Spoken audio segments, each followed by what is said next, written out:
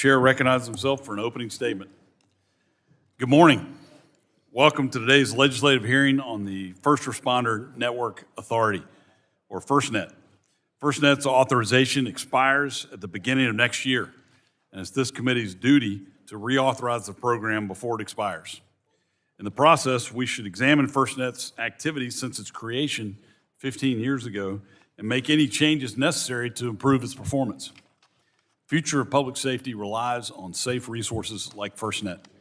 So thank you all for joining us to ensure that our country is taken care of in the times of need. During the horrific terrorist attacks on September 11th, 2001, first responders from different agencies found they could not communicate with each other because they used different radio systems, and overloaded networks prevented communications from going through. In the aftermath of these attacks, Congress stood up the 9/11 Commission, which made recommendations to prepare for and guard against future attacks. One of those recommendations led to Congress establishing FirstNet, a nationwide broadband network specifically built for public safety. FirstNet was allocated 20 megahertz of spectrum and $7 billion to build out the network in all 50 states and the territories. In 2017, AT&T was selected to deploy the network. Shortly after, FirstNet began providing priority and preemption. During a crisis when there's increased network traffic, non-FirstNet AT&T subscribers will be removed from the priority list to ensure first responders can always make the call. On December 20th, 2023, the FirstNet Authority verified the initial nationwide build-out of the network. However, the successful build-out of this network does not mean it has not faced challenges. Since 2014, the Department of Commerce Office of Inspector General has issued 21 reports regarding significant concerns about FirstNet and the deployment of the nationwide public safety broadband network, its operational response, and other administrative matters. Several of these reports highlight contract oversight shortcomings, resulting in modified build-out objectives that jeopardize first responders' ability to do their job. Other reports indicate a failure of the network to adequately respond to a natural disaster, and that a senior official at FirstNet interfered with the OIG's investigation and even retaliated against whistleblowers who cooperated with the OIG. This committee's work over the last several months has also identified a consistent and troubling finding. The ambiguous language regarding FirstNet's independence, while simultaneously placing it directly within an executive branch agency, has created confusion and strife for all parties involved when trying to manage this program. To ensure the long-term success of FirstNet, it is imperative there is a clear and consistent leadership. This leadership must be able to work hand in hand with the FirstNet board, not against it. I would like to emphasize that this draft legislation does not in any way remove the statutory requirement to have a board or their responsibilities to the First Responder Network Authority. The board is an incredibly valuable component of FirstNet and crucial for ensuring the experience and needs of first responders, as well as the general public, not government bureaucrats, are reflected in the direction of the network. Additionally, we must ensure this network can evolve along with the technological landscape. Networks of 15 years ago are different than those of today and could be even more different 15 years from now. For the benefit of first responders, FirstNet should have the statutory flexibility to incorporate new network technologies to provide the most advanced service that public safety requires. I want to be clear, FirstNet has succeeded despite the challenges it's faced, and I would like to commend AT&T for building a nationwide safety communications network, making it a success, and continuing to build it out and improve for the safety of others, and for being the only one to take it on in the first place. Congress is here to evaluate this program to ensure its long-term success for our first responders. Today is the first step in the reauthorization of this program. With FirstNet's statutory authority set to expire in 2027, it's time for Congress to assess FirstNet's progress and ensure that we provide a governing structure that sets up FirstNet to succeed into the future. Today, we'll hear from our witnesses who are directly involved with FirstNet about the current state of the network and how the legislation before us will strengthen the First Responder Network Authority. I now recognize the ranking member, the gentlelady from California, for her opening statement. Thank you very much, Mr. Chairman. Keeping the public safe is one of our most fundamental responsibilities as lawmakers. In moments of crisis, People expect help to arrive quickly, but our public safety professionals can't do their jobs if they don't receive the call for help or if the lines of communications fail. That's why Congress created the FirstNet Authority, a nationwide broadband network specifically for first responders. Disasters don't wait for perfect conditions. Wildfires, floods, severe storms, and large-scale emergencies can overwhelm local systems in seconds. In those moments, our first responders need priority service, strong coverage, and a network that holds up under pressure. Back home in California, we're hearing that FirstNet is making a difference on the ground. Cal OES, our state emergency management office, has highlighted the tremendous value they've seen from FirstNet, but they're also emphasized the job is not finished. Even with the progress so far, too many communities in rural California still can't count on reliable coverage. That matters because one of the core goals of FirstNet was to extend reliable service to the places the market too often leaves behind. As we consider reauthorization, we should be asking how we strengthen incentives and accountability so that build-out reaches the hard places, not just the easy ones. At the same time, it's important to recognize what this program has accomplished. FirstNet is a strong example of what can happen when Congress identifies a real need and builds a durable framework to meet it. At first, some questioned whether a nationwide public safety network was feasible. Some questioned whether it was good business. But Congress took on that challenge because public safety is too important for us just to stand by. Since then, FirstNet has spurred modern public safety connectivity. It showed that serving first responders can be both a public good and a sustainable business model. Our job today is to take the lessons of nearly 15 years and make FirstNet even better. That starts with fixing its shortcomings, especially in transparency and accountability. Congress and the public need clear visibility into FirstNet's performance, spending, and whether commitments are being met. We also have a responsibility to help the system evolve. Public safety needs are not one size fits all. Some public safety agencies in my district rely on FirstNet. Some use other providers, and some use a mix because they can't afford a single point of failure. But no matter what network a responder is on, they should be able to connect instantly with partners on the ground, even when conditions are at their worst. We should look for ways to enable innovation, spur competition, and meet local needs while maintaining interoperability and reliability nationwide. At the end of the day, this reauthorization is about listening to our first responders and making sure they have the tools they need and do their job safely and effectively. If we get this right, we can build on what's already working, fix what isn't, and ensure FirstNet keeps delivering for communities, big and small, urban and rural, for decades to come. I look forward to hearing from our witnesses and how this draft bill balances these priorities and what changes are needed. Thank you, and I yield back. Thank you. And now recognize the chairman of the full committee, the gentleman from Kentucky, for 5 minutes for his opening statement. Thank you. Thank you, Chairman Hudson. Thanks for bringing us all together on this important work, and thanks for the ranking member Matsui for working on this as well. I look forward to hearing more about FirstNet Responder Network Authority and the impact the legislation before us will have. It's been almost 15 years since Congress created the First Responder Network Authority.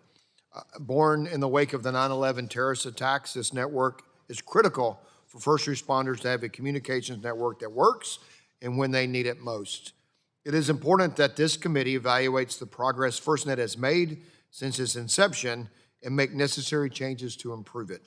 The committee's oversight work on this issue has indicated ongoing challenges with the FirstNet structure, and the Department of Commerce Officer of Inspector General has indicated problems with transparency and accountability. The legislation before us today makes those reforms to improve transparency, accountability, and leadership, but also to ensure the longevity and continued development and success of this network as technology evolves. This bill keeps important aspects of FirstNet, such as the board, which provides valuable expertise of this network to ensure continued success of the program. Last year, I had the opportunity to meet with the Fern Creek Fire Chief and other local first responders in my district to talk about FirstNet operations and disaster preparedness. We talked about reliable access to communications for our first responders and our communities, especially during emergencies like the devastating tornadoes and floods that struck the Commonwealth in recent years. The creation of the First Responder Network Authority led the way in innovation for a dedicated communication service for first responders, where today there are now competing services for first responder communications. This healthy competition will drive further market innovation to provide the best services dedicated to public safety. However, we must ensure that different users of these services can communicate and are interoperable with each other. Regardless of which service provider first responders use, it is critical that their communication tools work reliably in the moments of the greatest need. Thank you again for having this, Chairman Hudson. Thanks for all our witnesses for being here. We look forward to hearing from you. Your participation is important, and I will yield back. Thank you. I now recognize the gentleman from New Jersey, the ranking member, for 5 minutes for his opening statement.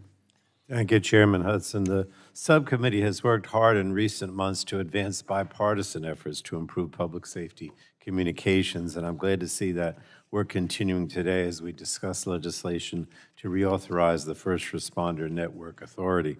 Since its creation following the 9/11 terrorist attacks, FirstNet has delivered unprecedented connectivity to law enforcement, fire services, emergency medical services, and many other public safety personnel who serve our communities every day.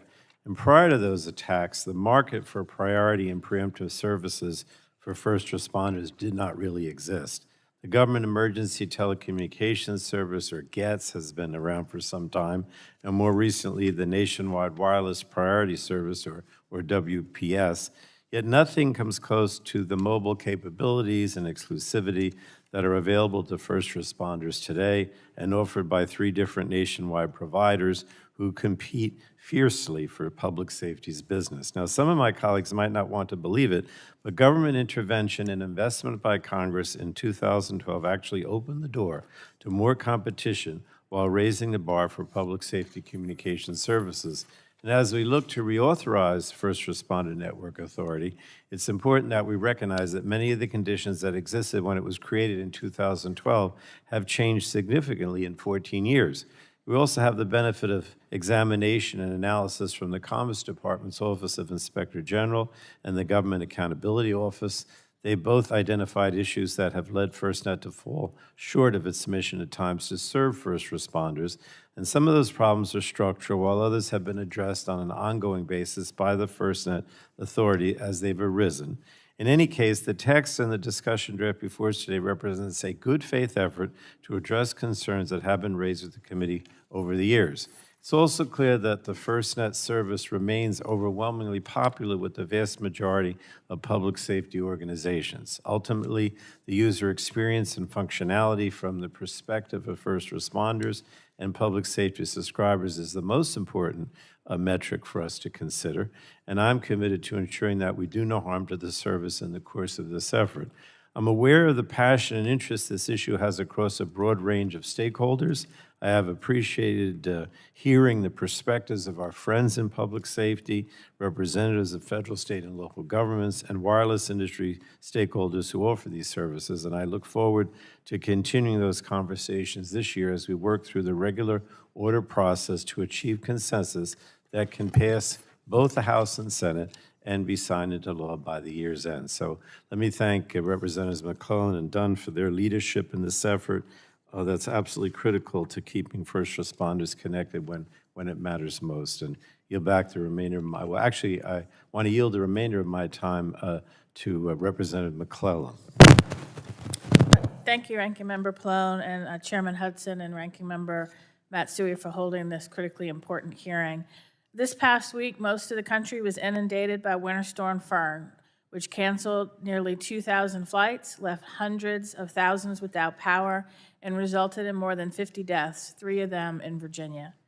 I would like to thank the witnesses and our first responders for their work and continued investments in FirstNet that have been made throughout the nation, the Commonwealth, and the 4th District. Born out of the tragic events of September 11th, FirstNet is essential to assuring our public safety community has the reliable interoperable tools, and resources necessary to respond to our most severe emergencies. This is critically important as we see more and more severe natural disasters like Winter Storm Fern and the mega hurricanes that we have seen. However, as FirstNet approaches the end of its current authorization, it is clear that the program is operating without sufficient up-to-date oversight and accountability measures in place. Reauthorization is not simply about extending the program. It's about strengthening governance, reinforcing transparency, and ensuring that Congress retains appropriate visibility into how the nationwide public safety broadband network operates. I'm glad to work with my colleague from Florida, Mr. Dunn, on this legislation, and I look forward to continuing our bipartisan efforts to strengthen FirstNet so it can continue to serve first responders and the communities that depend on them. Thank you, and I yield back. Gentleman yields back. The Mr. gentleman Chairman. yields back. Thank you. We have now concluded with member opening statements. The chair reminds members that pursuant to the committee rules, all members' opening statements will be made part of the record. We'd like to thank our witnesses for being here today to testify before the subcommittee. Our witnesses will have 5 minutes to provide an opening statement, which will be followed by a round of questions from the members. Witnesses here before us today are Sheriff Michael Adkinson, Acting Board Chair of the First Responder Network Authority, and Sheriff of Walton County, Florida. Michael Dame, Associate Administrator, Office of Public Safety Communications at NTIA. And Scott Agnew, President of FirstNet and Public Safety Mobility at AT&T. Thank you all for being here. Sheriff Adkinson, you are recognized for 5 minutes for an opening statement. Thank you, Chair Hudson, Chair Guthrie, Ranking Member Matsui, Ranking Member Plone. As previously stated, my name is Mike Atkinson. I am the Acting Board Chair of the FirstNet Authority. By way of my day job, I am a sheriff in Walton County, Florida. Uniquely, I represent professional fire rescue, emergency services, and air medical as well as 911 Communications Center.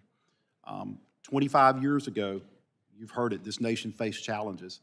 I remember getting up that morning, putting on a police officer uniform for the Tallahassee Police Department and saying, what is going on? What is happening?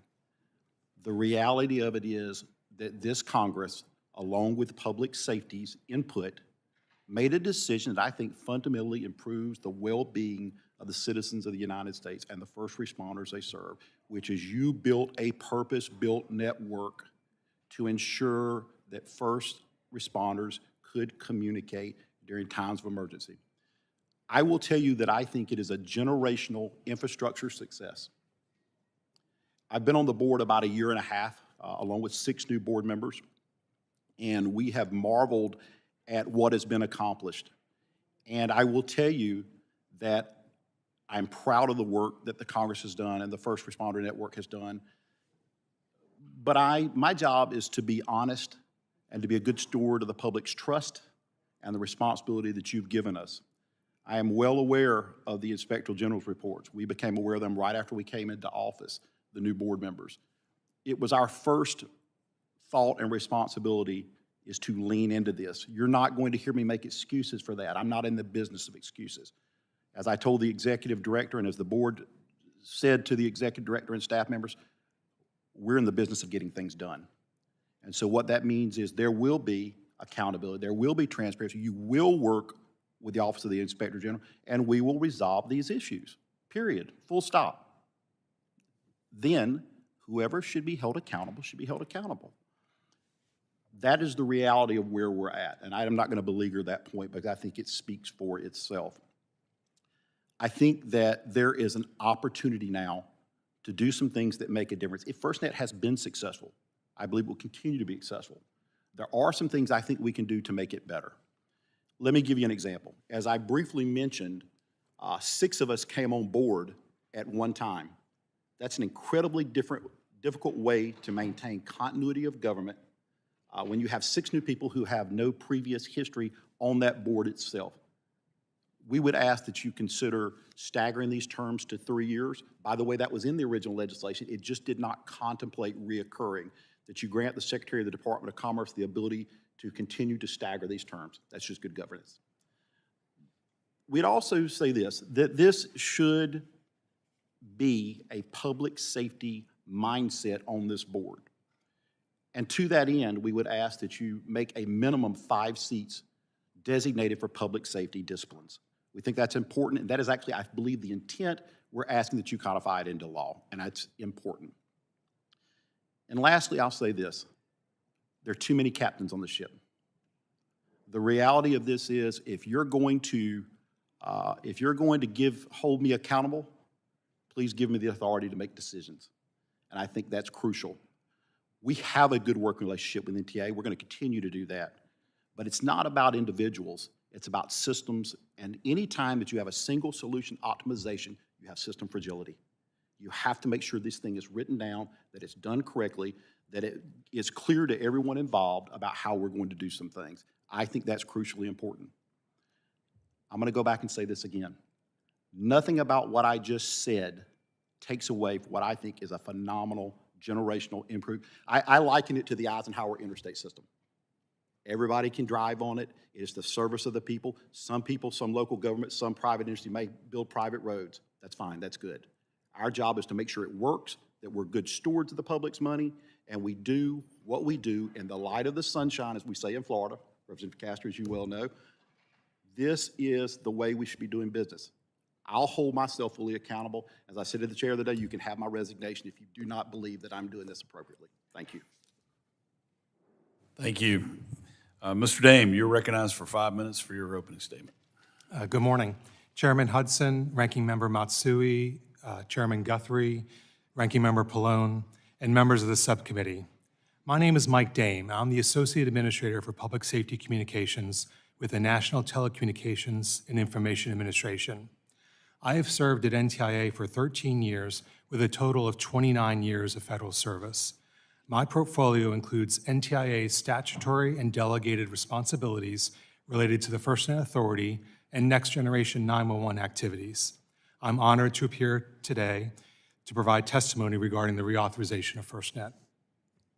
14 years ago, this committee pioneered and Congress passed landmark legislation with the Middle Class Tax Relief and Job Creation Act of 2012, which established a First Responder Network Authority and provided first responders with a much-needed nationwide interoperable public safety broadband network.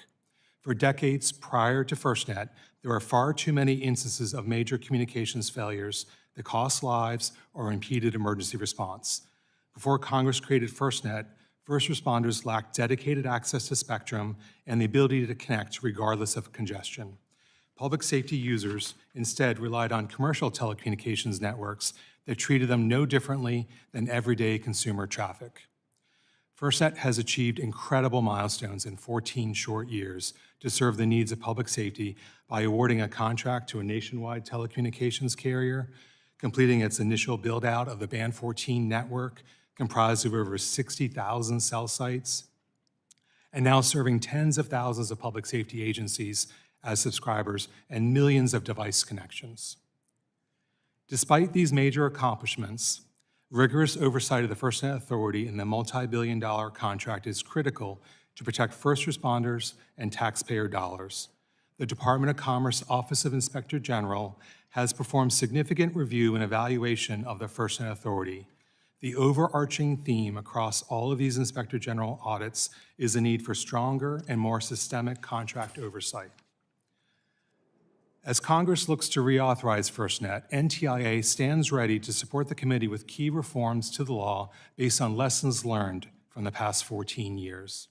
For example, I have witnessed how the FirstNet Authority's statutorily created dotted line of independence has been a source of confusion and misunderstanding since 2012.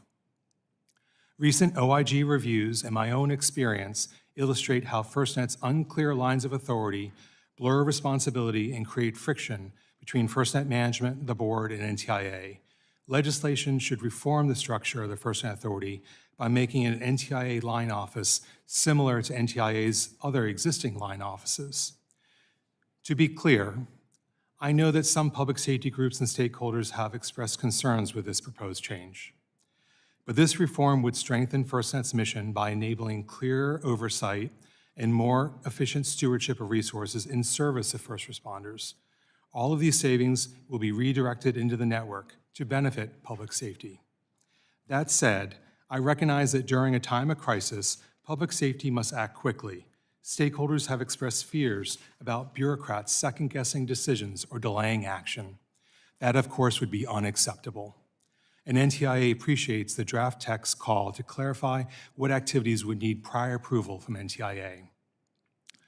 However, other arguments against the removal of FirstNet authority independence appear to either misunderstand or misstate the current lines of authority and blur the roles of FirstNet authority staff and the FirstNet board. Importantly, placing the authority clearly into NTIA would have no impact whatsoever on the roles and responsibilities of the FirstNet board.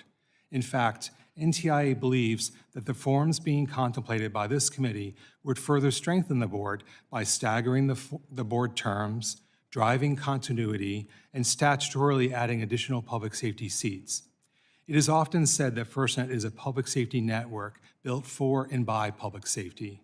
That is because of the expertise embedded in both the FirstNet board and the Public Safety Advisory Committee. NTIA has no interest in supplanting that expertise. Instead, we rely on it every day. I strongly believe that we all share the same goal, enhancing the public safety network for the benefit of public safety, and I am confident that working together in good faith, we can get to a place where we can achieve that goal and set public safety up for success for the next 10 years. I appreciate the thoughtful draft the committee has shared with the public. I look forward to discussing these ideas today. Thank you, Mr. Chairman. Thank you. Mr. Agnew, you're recognized for 5 minutes for an opening statement. Chairman Hudson, Ranking Member Matsui, Chairman Guthrie, Ranking Member Pallone, and members of the subcommittee, thank you for the opportunity to appear for you today. My name is Scott Agnew, and I serve as President of FirstNet and Public Sector Mobility at AT&T.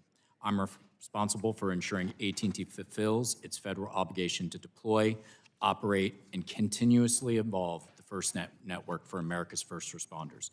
AT&T strongly supports reauthorization of FirstNet, and we support doing so well in advance of early 2027. Thank you for your leadership and commitment to public safety and for taking the crucial first steps of releasing draft bipartisan legislation. We look forward to working with you to ensure FirstNet continues to deliver for the vital first responder community. FirstNet represents one of the most successful public-private partnerships in modern infrastructure policy. In 2017, AT&T was the only major carrier to answer Congress's call and to enter the competitive bidding process. Ultimately, AT&T was selected over other bidders to build, operate this nationwide public safety network. The network was completed on time and on budget in March of 2023, and it continues to expand and provide new life-saving services. Since 2017, we have built out an interoperable network that covers nearly 3 million square miles, making it hundreds of thousands of square miles larger on average than commercial networks.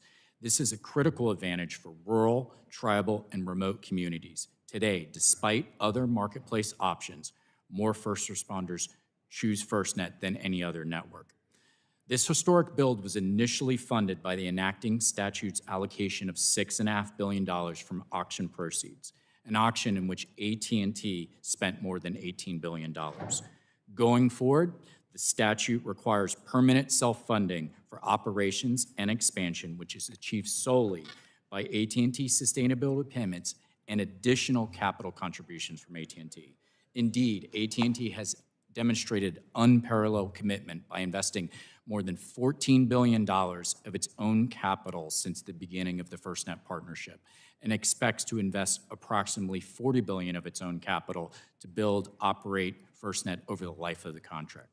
The hallmark features of FirstNet are its dedicated network core and its always-on priority and preemption across Band 14 and all of AT&T's 5G and LTE commercial spectrum. That means public safety can communicate when other networks are congested, like during planned events, such as the Super Bowl in Louisiana, or natural disasters like hurricanes in North Carolina, Georgia, and Florida, as well as floodings in Texas or wildland fires in California. As designed by Congress, the network will evolve based on direct feedback from public safety. Because of self-sustaining funding, the program has plans to invest more than $8 billion over the next decade to evolve the network using public safety feedback. This includes delivering a physically separated 5G core, providing public safety-grade direct-to-device satellite connectivity, and FirstNet Fusion, the first mission-critical communications platform that will enable unprecedented interoperability across agencies, carriers, and technologies. The true measure of FirstNet is performance during crisis. During Hurricanes Helene and Milton, FirstNet supported more than 260 emergency requests across multiple states, restoring coverage and sustaining public safety communications when commercial networks were strained or unavailable. And during the assassination attempt of the president in Butler, Pennsylvania, FirstNet performed exactly as designed. While commercial networks experienced congestion, FirstNet delivered in uninterrupted service. During these and other mutual aid events, FirstNet is the trusted partner that ensures reliable and interoperable communications.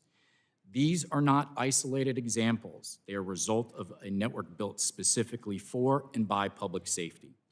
Congress made a bold and necessary decision when it created FirstNet. The vision is now a reality, and it is working. AT&T appreciates the committee's bipartisan attention to reauthorizing FirstNet. Thank you for the opportunity to testify. I look forward to your questions. Thank you. We'll now begin questioning, and I recognize myself for 5 minutes.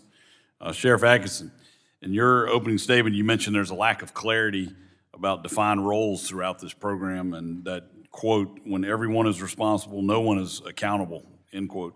Can you speak a little more about what you mean by that, and can you give an example of some of the problems you've encountered? Yes, sir. Thank you, Mr. Chair. Let me give you some very specific examples. The legislation did not contemplate an executive director. It left that open to interpretation. As such, we, as the board, are special governmental employees, whereas the executive director in this case is a senior manager. Frankly, could have been a private employee, could have contracted, could have been a political appointee. There are multiple iterations of that. But the reality is those folks are hired, vetted, hired, rated, disciplined by NTIA, right? And should be in consultation with the board. But I have personally witnessed when the board has given a directive that was not followed by the executive director. That is beyond problematic. Again, I am sitting up here answering for the accountability of someone else, and I lack. So am I telling you, or am I asking you? And those are two fundamentally different. In my business, we say know your authority. The first thing you do is you know your authority. It's two fundamentally different things. It is my belief that that causes a situation where there is unsure whether or not, oh, I will go to NTIA, or I don't report to NTIA. No, I don't report to the board. We need to eliminate that. It needs to be, from my standpoint, it needs to be clear that the board has the ability to hold someone accountable, at least the executive director, from a standpoint that, again, if the board says, don't do this, and it's a decision of this board, I am not familiar with any other board in this kind of situation that does not have that level of oversight. Keep in mind, I'll say again, you have 3 cabinet-level officials that are represented on the FirstNet Authority board. So there is direct oversight on the board, as well as we serve at the will and pleasure of the Secretary of Commerce. And the Inspector General is on top of that. So that's pretty direct oversight of the board. It's in the authority and the mechanism itself that I think we need to address that part of it. That's very helpful. Thank you. Mr. Dame, this draft legislation moves FirstNet directly under the leadership of NTIA. Some critics have claimed this would increase bureaucratic delays and diminish effectiveness of the network for public safety. Are these claims accurate? And if not, can you explain how clarifying leadership roles would benefit this program? Yep. Thank you, Mr. Chairman. NTIA has no interest in getting involved in the day-to-day operations of FirstNet Authority or its contractor, AT&T. In fact, we will always rely on the expertise and public safety input of the board and the Public Safety Advisory Committee. Those strategic decisions made by the board need to be implemented by the staff of the FirstNet Authority. Where NTIA and the Department of Commerce can excel is to support the implementation of those strategic decisions and provide performance accountability as it's being implemented and after the fact. That makes sense. Mr. Agnew, Hurricane Helene hit my home state of North Carolina, destroying a significant amount of telecommunications infrastructure. As you noted in your testimony, can you talk about the first 48 hours after an event like this and what first actions does FirstNet take to restore service? Yeah, first we were significantly prepared engaged with the state in the planning event because we knew the hurricane was coming, and staged all across the states and the surrounding states to be prepared. As I mentioned, we responded to 260 requests from public safety, specific to your state, 125 requests. Partnering, embedding with public safety, prioritizing where those deployables or mobile sites need to go, and then post-event, evaluating with public safety our response times and what incremental investments we need to make. And we fundamentally, post-Helene and Milton, made significant investments in our network disaster recovery capabilities for public safety so we can be prepared for the next event. Appreciate that. As my time seems to be expiring, as I've said before, if I don't hold myself accountable, Sheriff, I can't hold the rest of the committee accountable. So I'll ask unanimous consent to insert in the record the documents included in the staff hearing documents list. And we'll now recognize ranking member of the committee, gentlelady from California, Ms. Matsui, for 5 minutes to ask your questions. Thank you very much, Mr. Chairman. FirstNet now connects more than 1,800 agencies and organizations across California, helping first responders communicate when every second counts. But too many communities still face cellular dead zones, especially in rural areas like the California Delta. And the FirstNet coverage maps don't always match what responders see on the ground. As we work to reauthorize FirstNet, we must make sure rural communities are fully covered and not left behind.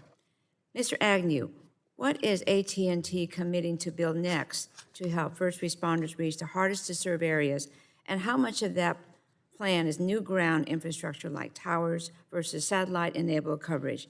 And how will you prove that coverage exists where first responders actually work? Thank you, Congresswoman. We have an excellent relationship with CAL FIRE, Cal UAS, as you mentioned, and California Highway Patrol, and other jurisdictions in the state of California, and we continuously receive feedback. We build our network based off of public safety feedback, but here's the advantage of this public-private partnership. AT&T builds out its corporate network as we determine, but because of all-band priority and our investment, public safety benefits from that. And then, of course, there's the incremental FirstNet investment that has, and as I mentioned, there's $8 billion investing over the next 10 years. That $8 billion is going to build approximately 3,000 to 4,000 new towers, purpose-built towers based off the feedback of public safety. There's been 2 workshops in your state, and there will continue to be in Sacramento and San Diego, where public safety can tell the FirstNet Authority exactly where those sites get built. Okay. And so we're building those sites for public safety, not because of profit or return on investment. And this is what's special and unique about the program. Okay, thank you very much. Mr. Dame, as Congress looks at reauthorizing FirstNet, how should we strengthen incentives and accountability for expanding coverage into rural and hard-to-serve areas? What specific metrics and reporting should Congress require to verify progress year to year? Thank you, Ranking Member. I think NTIA believes strongly, and the FirstNet Authority has been investing in only those areas where it is not for additional coverage, where it's not commercially profitable. That makes most sense. The market's going to solve the problems where it is commercially profitable, but public safety needs connectivity in those areas where there's not currently coverage. So FirstNet has been very good in its enhanced coverage to add in rural, tribal lands, remote areas, has been very focused on that. In terms of the metrics, I believe the availability of the network and also the performance of the network would be the metrics that Congress should be looking at. We've all been at the edge of a cell site and you have difficulty with throughput. We need to make sure that first responders don't encounter that same problem because they do life-saving work. It's not the same as when you and I are on a call or pushing data up or down. Sure. Thank you. FirstNet reauthorization is our chance to do 2 things at the same time. Keep FirstNet nimble and built around public safety input, while also strengthening oversight and accountability. Sheriff Adkinson, you call for Congress to clarify the chain of command amongst NTIA, FirstNet Board, and FirstNet Authority. Which decisions must remain fast and internal, and which are appropriate for NTIA approval because of longstanding challenges with contract oversight and performance? So I think, thank you, Ranking Member. I think there's a couple of things to consider. One, when it comes to the indication of where sites, towers, or technology I think that is a public safety-driven metric. That should be decided by public safety, where towers should go, what advances in technology. And by way of example, I don't think any of us in here were talking about the Internet of Things 10 years ago. You know, and I think one of my firefighters would tell you now, or one of my deputy sheriffs would say, there's a body camera, there's a taser cam, there's an in-car, there's a rocket in the car, you know, are there fire trucks, are there lights? So all of these are things we didn't even contemplate, you know, a decade ago. Sure. Those are the kind of decisions that should solely be indicated and driven forward by the board, because that is your public safety expertise. And I don't think, I can say, I don't think Mr. Dane would want to make a decision on where, what body camera, you know, data throughput we would be using. So I think those are uniquely, with the advice of public safety, the input from the PSAC committee, where the board should stand out and make these decisions. What we say is there has to be an accountability factor to make sure that what is the actual will, again, of this board is actually carried out. Okay. I think that's critical. Well, thank you very much, and I have to follow my chairman's lead and not overrun here. I can go back. Thank you. I now recognize the chairman of the full committee, Mr. Guthrie, for 5 minutes for your questions. Thank you, Chair. Thanks for yielding, Mr. Hudson. So thanks. So first with Sheriff Atkinson, kind of follow on what you were just saying. Back here, what you were just saying. So the statutory limitations of the FirstNet network consists of network core and radio access network. So talking about how we didn't even discuss Internet of Things a decade ago, how would appropriately expanding the definition of the network allow to evolve with technological advancements? Thank you for that question, Chair Guthrie. I should add, by way of just full disclosure, if I could have been qualified as a network engineer, I wouldn't have been a cop. So the reality of it is that a lot of this stuff is emerging. We know that Moore's Law gives us about 18 months prior to obsolescence. And in that, we need the flexibility to engage what emerging technologies are coming. Artificial intelligence is going to change the way we mandate and the way we deliver these services. And I think the board needs to be able to drive that, you know, where we can leverage technology to make these things better. But crucially, if nothing else comes across, let me say this: coverage is king, because we need to do one thing well before we try to do 10 other things. And so I think that's also, nothing about what I say should take away from the desire to continue expanding that. And we're not abandoning LMR, land mobile radio. That is a redundancy that's absolutely critical to what we do. But specific to your question, we need the ability to engage new technology and invest in things that support coverage, enhancement, and the quality of the service we're delivering. Thank you. And so getting to the coverage is so important. So, Mr. Agnew, I know 2024 we had the AT&T outage. FirstNet customers were notified of the outage 3 hours after it occurred, and the draft discussion is mandating 30 minutes of confirmed. Is that a reasonable timeline that you believe your company could comply with? And what other tools does AT&T provide FirstNet users to better understand outages? Yeah, thank you for that question, and thank you for your support of this public safety priority, Congressman. Yes, we do think it's reasonable. We provide our first responders with what we call a network status tool that provides updates so they can know exactly what's going on. It was the world's first, where they can view on a map the performance of their network and if there's any impacts, so they can plan accordingly, as well as when it's going to be repaired. It's truly unprecedented transparency in public safety's network. So in short, Congressman, we do support a 30-minute notification. Okay, that's good. And so, Mr. Dame, I'll give you a kind of a blanket question, but so what will happen if this first responder network is not reauthorized? Thank you, Chairman Guthrie. So I think we would run into a significant problem with, first, we need the certainty that the network would be reauthorized to make the network continue. But if it were not reauthorized by February 22nd, 2027, I believe you would not have an entity called the FirstNet Authority any longer, and the FCC would have to pull back the Band 14 license, which is the foundation of the contract with AT&T. Okay. So Mr. Agnew, how would that affect you? Well, We have a 25-year contract with the government. We would continue to operate that contract and make a commitment. But to Mr. Dame's point, the spectrum would be in question. And so that is the importance of really reauthorizing FirstNet, because to protect public safety spectrum so it can be on the network.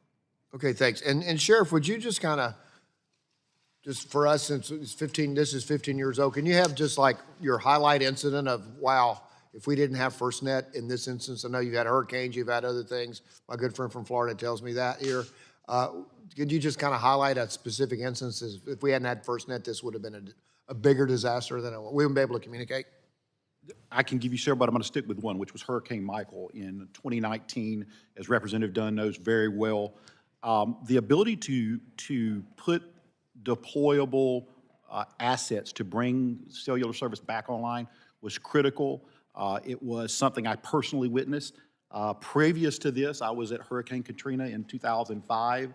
I saw what happened when there is a fundamental collapse of communication. So yes, the short version is, this is critical to the way we do business. My own agency went down and had to rely on FirstNet to dispatch calls. Well, thank you. I appreciate that, and my time is expired. I have 5 seconds, but I'll yield those back. Thank you. I appreciate that, Chairman. Now recognize the ranking member of the full committee, Mr. Pallone, for 5 minutes to ask your questions. Thank you, Mr. Chairman. Obviously, FirstNet is essential for first responders, and we have to ensure that continues to be the case. Having said that, there's no shortage of evidence indicating a pattern of questionable decision-making by the First Responder Network Authority leadership. For instance, decisions to weaken contract requirements to allow milestone payments to be dispersed to the authority's contractor raise serious questions about the value of the authority's independence, especially if that independence does not produce the best outcomes for public safety and users. So let me ask a couple of questions of the sheriff. Do you believe, as I do, that a more direct line of authority between NTIA and the FirstNet Authority would help increase accountability in some of the instances covered across the Inspector General reports? I think that there are a couple of things here that I want to address, and I'm going to bifurcate this. First, when a decision by the board is not carried out by the executive director, you need to fire the executive director, right? And if the board is not carrying that out, you need to fire the board members. And so that's where I come down first. Second part of that, it is in everyone's best interest for us to work well and closely with NTIA. I believe that's important for any level, any branch of government. But I start with accountability on this issue, and I think that is where there's a fundamental breakdown. If you're going to have accountability, you have to have authority to make decisions. And if they didn't do it, then that's who should be held accountable. But I do believe in the cooperation and relationship with NTIA. All right.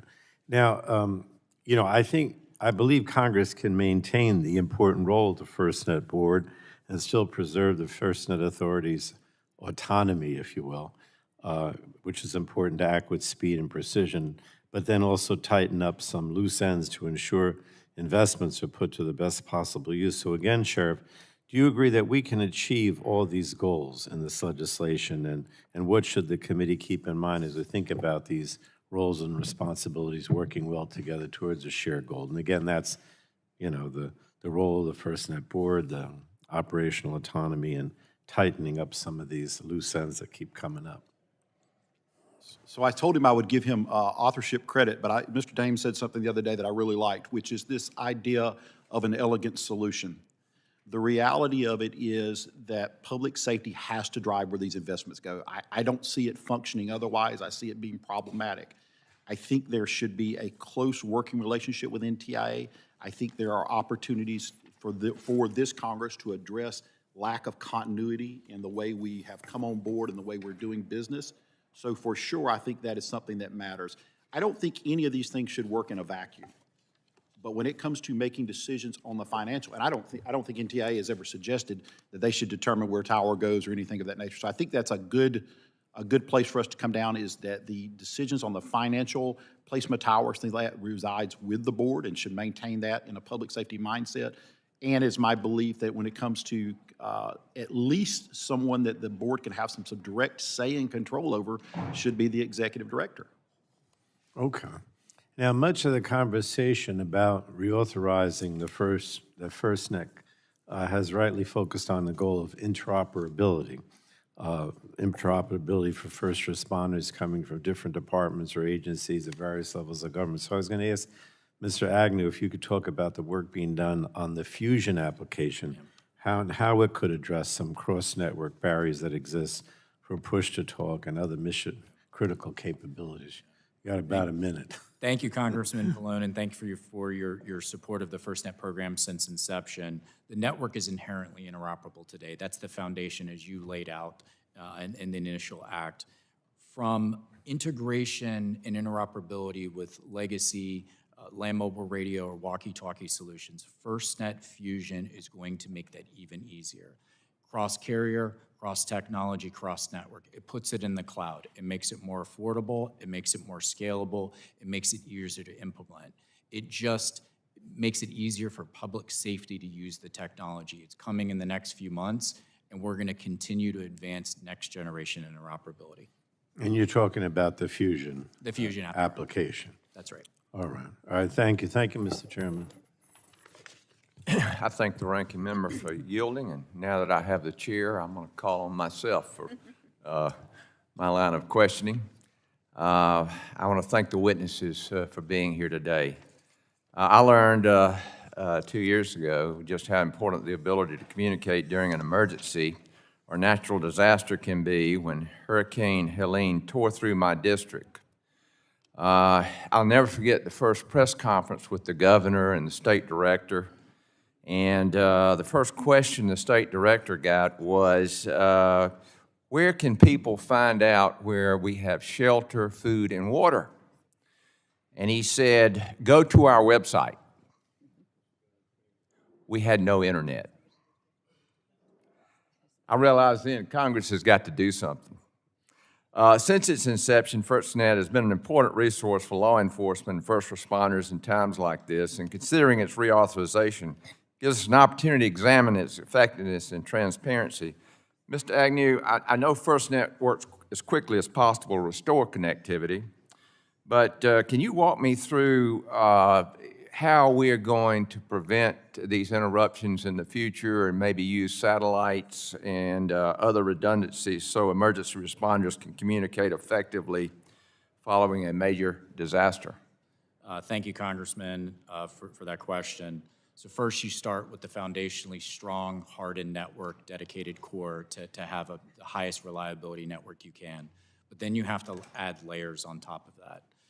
FirstNet, as you mentioned, with the Response Operations Group, have dedicated deployables or mobile cell sites that public safety can call out at any moment's notice. So if there is a challenge, it can be rectified quickly. We also provide equipment. First of its kind, first in this world, high-power user equipment, also known as mega range, 6 times more powerful than a cell phone, so it could extend farther coverage. So using that technology, and you mentioned satellite. It's going to be important. That's the next layer of being able to provide coverage either in white space or particularly if coverage has been compromised. We partner with many satellite companies, Inmarsat, and AST and Starlink. We've partnered specifically on direct-to-cellular capability with AST to deliver FirstNet service, as I like to say, in the sky, and so to provide that hardened redundancy. So think of FirstNet network as a layered network. Good, thank you. Mr. Dane, can you describe the current governance structure of the FirstNet Authority and how NTIA ensures its board's actions align with statutory requirements and public safety promises and priorities? Thank you, Vice Chairman. Under the current law, unfortunately, it's confusing as to different reporting lines as it's been discussed in our various statements. But we defer very closely to the board in making strategic decisions about technology roadmaps, budget decisions, reinvestments. And they receive that input themselves from the Public Safety Advisory Committee and across all the public safety groups and stakeholders. And we're going to continue, as the draft bill suggests, to ensure that strategic decisions continue to occur if Congress decides to reauthorize FirstNet and include the draft bill provisions. Thank you. Mr. Agnew, most of us are familiar with how government contracts work, but as I understand it, AT&T's contract with FirstNet authority is somewhat unique. Can you walk us through and explain how you support the provision in this bill to submit the contract to Congress upon request? NTIA has made that available to the House E&C, and we'll make it available. So we fully support the transparency, we fully support the oversight, and we'll continue to do so. Good, thank you. Well, Sheriff, I don't want to leave you out. Do you have everything you need to deal with disasters, and what does Congress need to do to fix that? You know, I want to say this in a manner that somewhat makes sense. It's not the perfection. We don't have perfection yet, right? But there's a beauty in the effort of perfection, and what I mean by that is we're getting there. I think Congress has been incredibly supportive. I think the fee-based system has worked well from that. We continue to grow, but there's a lot of work that needs to be done for this to be done correctly, and ongoing work. So, but appreciate the congressional support. Yes, sir. Well, thank you, and I thank the witnesses again. And now I yield my time, and I call on Representative Soto for his line of questioning. Thank you so much, Chairman. During hurricanes, flooding, fires, even recent freezes, if you could believe it, in Central Florida, reliable communication is critical for our brave first responders to save lives. Congress stepped up, creating FirstNet with spectrum sale proceeds, and we had an audacious goal, which is ensuring every community, no matter how rural, urban, or otherwise, has access to dependable communications. Every American deserves that protection. I contacted some of our local Central Florida agencies and see that both the Osceola Emergency Management Department, City of Kissimmee, City of St. Cloud, Osceola Sheriff's Office, several cities in Polk County, as well as Polk County Sheriff, utilize these services. And hearing from my local emergency management director in Osceola, Bill Litton, he said, yes, emergency management uses FirstNet for our cell phone providers. We have had good experience with the service and the resources from FirstNet that they can provide our county pre and post disaster. And he noted that last year FirstNet has added 2 additional towers in the area to improve reliability in service areas. We also heard from Polk County that the overall feedback has been positive. Biggest improvement noted has been in areas where LTE boosters have been installed with better coverage and performance reported in those locations. We also got a great feedback from Hurricane Milton as well, with more than 30 FirstNet emergency support requests from public safety in Florida. Sheriff Adkinson, thanks for being here. I know you talked a little bit about Hurricane Michael already. You know, a day after Hurricane Michael, I had texted Dr. Dunn to see how he was doing, and he got that text 4 months later and was like, why are you texting me now?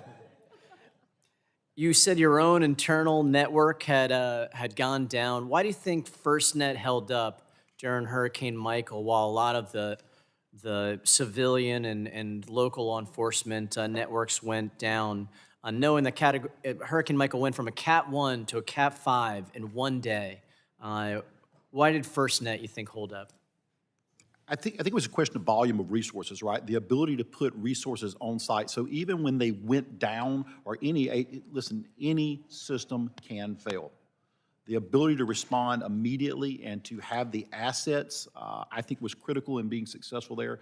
I think that's why, you know, I think as we were, as you said, looking for members of our local government as well as every other citizen at Hurricane Michael trying to assist, we were able to get these deployables in to make a difference and to boost that cell signal. So at the end of the day, I think it's just an economy of scale that makes the most system. It's the redundancy, it's the resiliency of the system. The analogy for me, again, is still the Eisenhower interstate system. There may be better roads, but you can count on the interstate being there.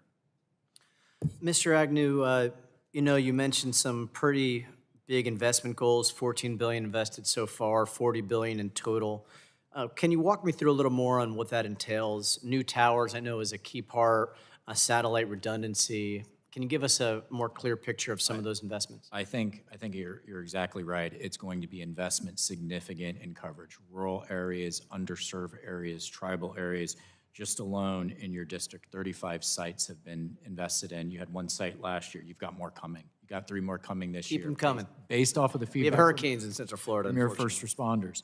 Hardening of the network, generators, continuing to expand, as Sheriff mentioned, deployables or mobile satellites, cell sites that need to respond quickly. We have to be prepared for every disaster.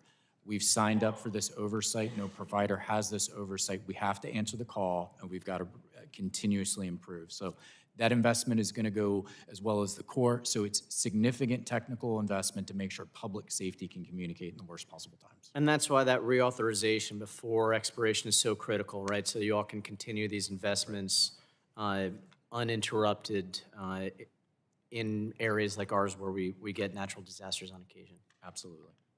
Thanks, yield back. I thank the gentleman for yielding, and now call on Mr. Bilirakis from Florida.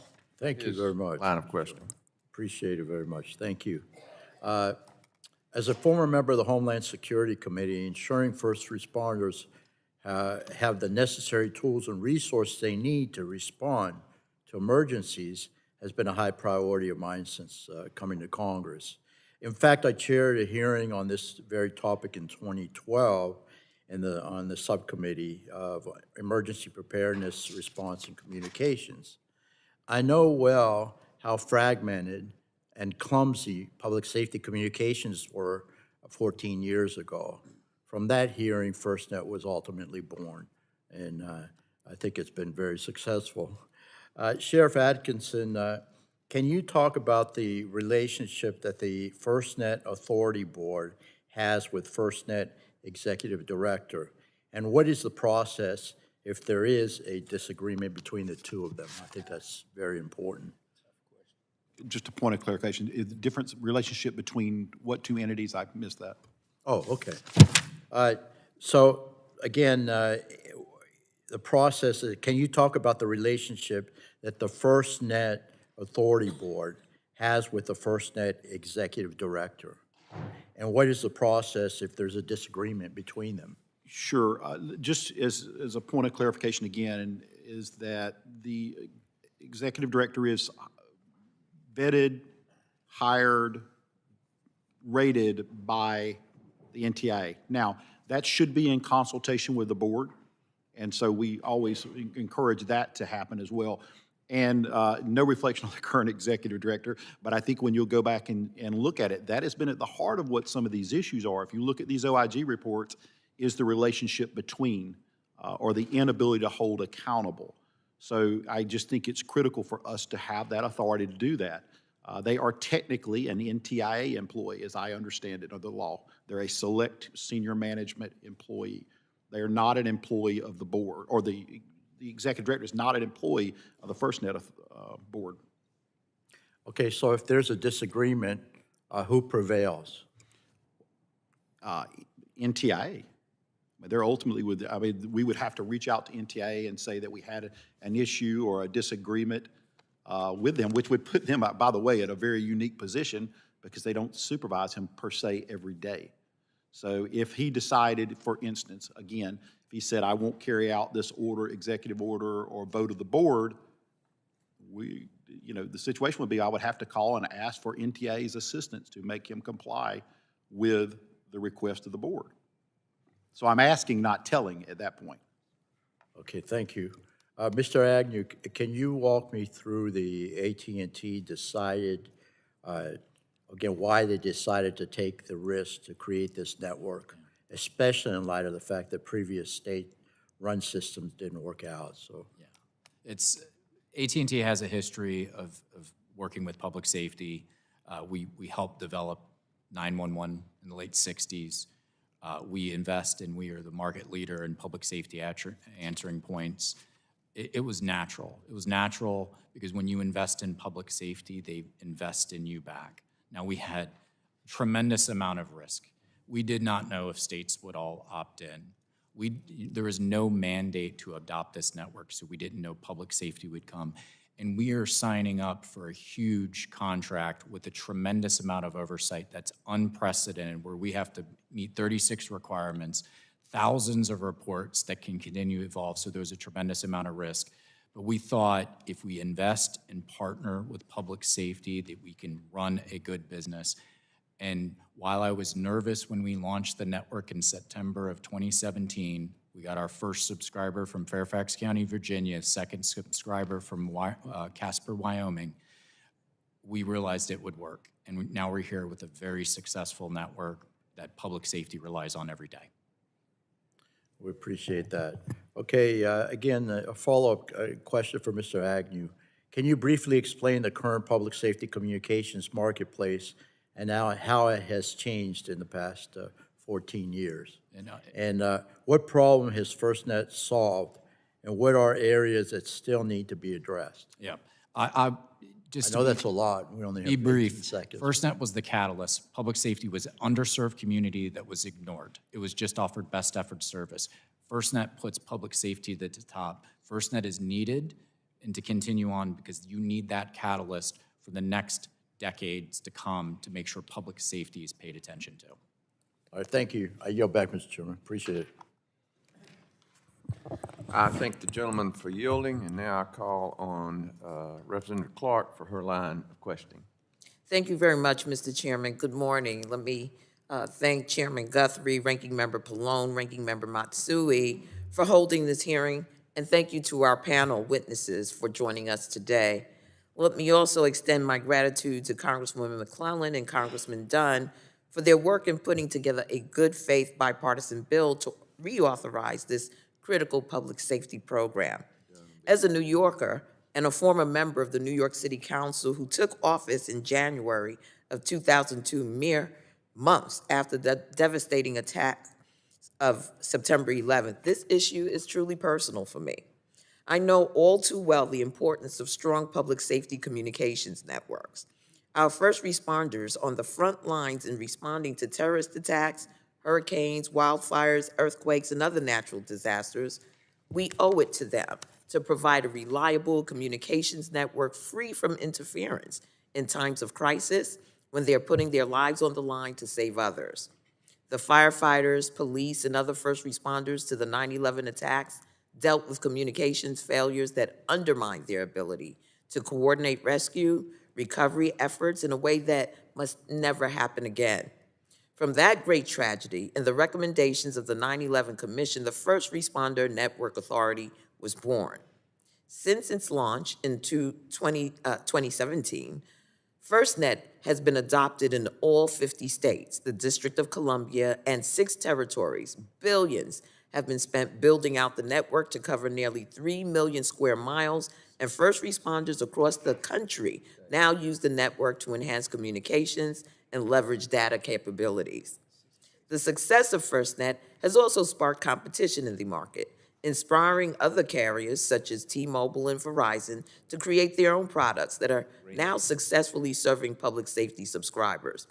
This has been a win-win for industry and the public safety community at large. While no government program is perfect, it's clear that FirstNet has been wildly successful, and it is critical that we move forward with legislation that preserves FirstNet's authority to operate beyond the upcoming sunset date. As with any program, proper oversight is critical to ensuring accountability, and I'm confident that this committee can find a path forward that allows us in Congress to move with haste towards the reauthorization necessary to provide certainty to the public safety community while also ensuring that any concerns raised by the Office of the Inspector General and Government Accountability Office are also addressed adequately. My question is to you, Sheriff Adkinson. In your view, does FirstNet Authority currently have sufficient personnel resources to implement the corrective actions or improvements identified in recent Inspector General reports? I think we would be well served to increase our field operations in regard to outreach at the local agencies, right? Because we ultimately have to rely on our public safety professionals to say, is this working? Where are their shortcomings? So I think there's opportunity to increase there. I like the idea of adding things like a strategic office to be looking forward to the future, to understand what we need to be doing. So there are a couple of areas where I think it's appropriate to expand But there may be appropriate areas to contract as well, too. One does not necessarily mean adding others. But I do believe from an area of accountability, we're not served well if we're not out meeting with the men and women of public safety all across the country. And I would point out, when we make decisions on, let's just say we were going to expand to a tribal area, that's not commercially viable for AT&T in some times. But that I'm not in the business of worrying what's commercially viable for them. I'm in the business of making sure this gets done and serves the citizens. That's what the board is about. So I think Very we're well. working that way.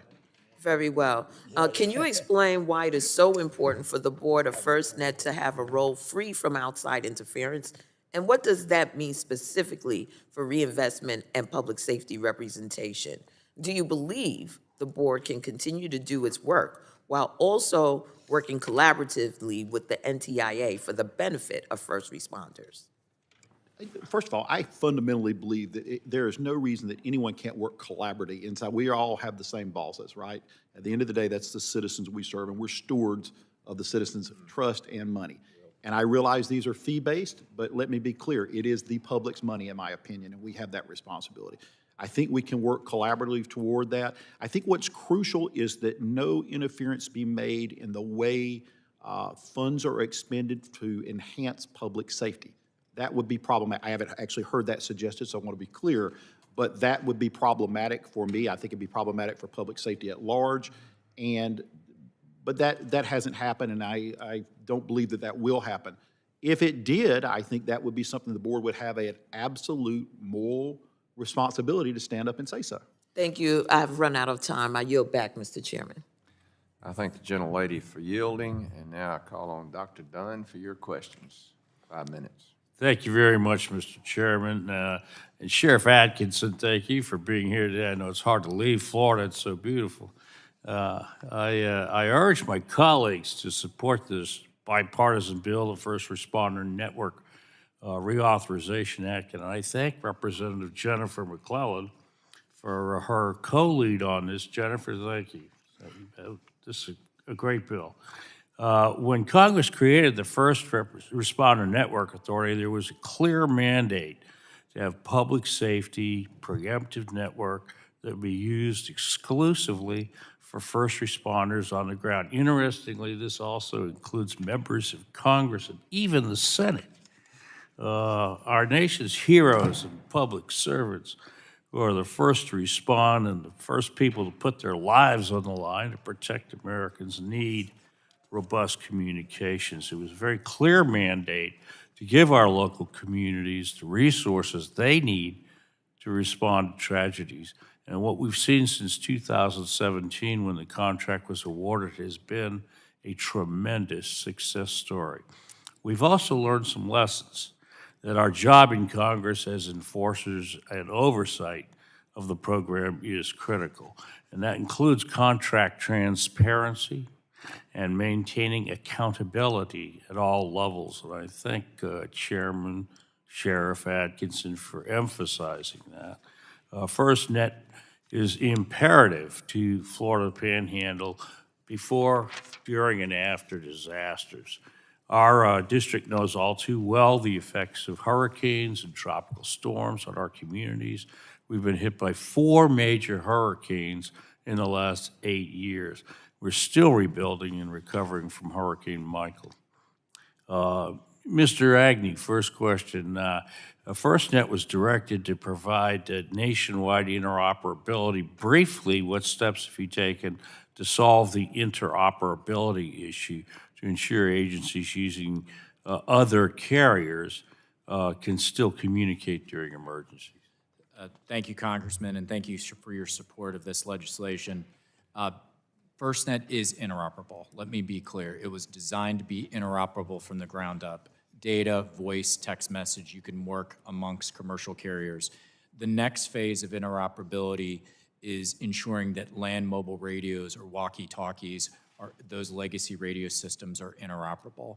And so that is when I had mentioned earlier, FirstNet Fusion is going to allow for that to be more seamless and easier to use. So I like to think that we've solved the confusion of interoperability here. I mean, interoperability means everybody can operate on it, right? I didn't think we needed a dictionary on that. Sheriff Atkinson, Chairman Atkinson, Thank you for your service.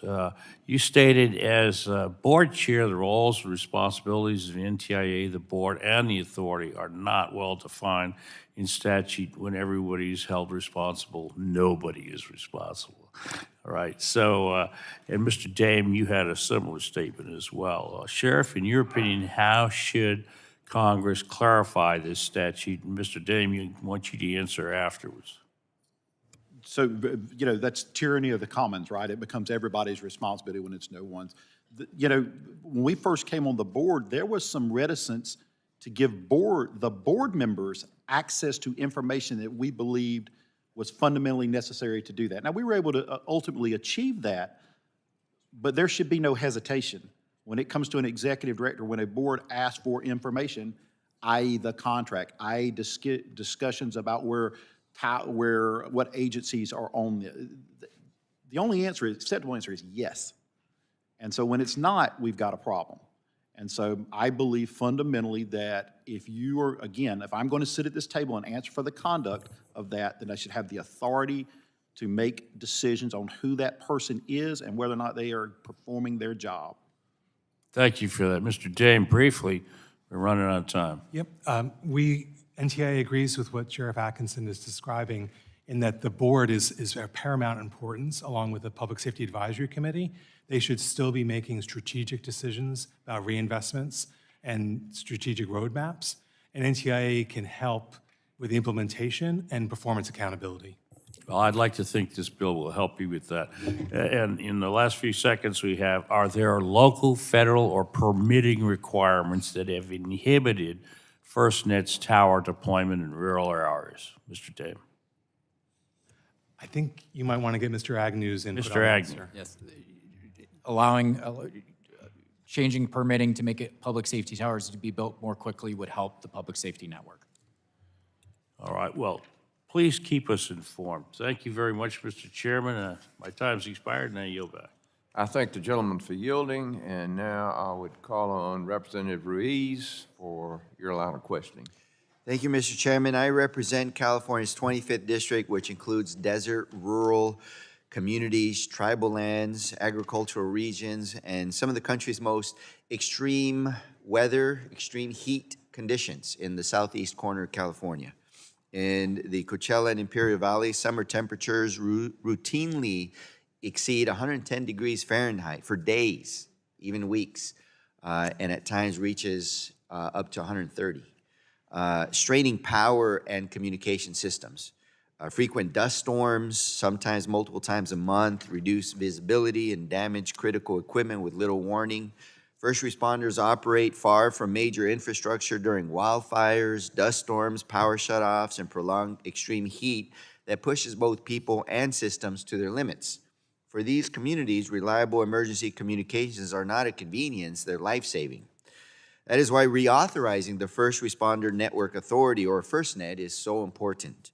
FirstNet ensures that when everything else fails, first responders can still communicate. This bill recognizes that FirstNet is no longer an experiment, but critical national infrastructure that must be governed, monitored, and strengthened. I appreciate that it reauthorizes FirstNet through 2037, providing long-term stability while focusing on reliability, transparency, and equity. And reliability is my first concern. Extreme heat and frequent dust storms place constant stress on communication systems. Power outages last longer, equipment fails more often, and response times stretch. So, Mr. Agnew, in areas like mine facing extreme heat, dust storms, and wildfires, how does FirstNet keep service running during extended power outages and equipment strain? Yeah, thank you for that question. We continue to harden the site, generators, using our deployable program when there is a problem that comes out. How long does it take to send, you said deployable, how long does it take to send generators, and how close are those generators to the southeast corner of California? We can get the specific locations to your district of how far, but we stage our generators, stage our deployables with an access to get to first responders quickly. We have requirements to execute that per the contract to meet delivery of those. Okay. This bill takes important steps by requiring regular business continuity and disaster recovery plans. subject to federal approval. This matters because failures during wildfires, dust storms, or outages put lives at risk. We know and we need to know how quickly FirstNet recovers and whether service is available for rural and tribal communities, not just big cities. So transparency is my next concern. Responders need real-time, accurate information.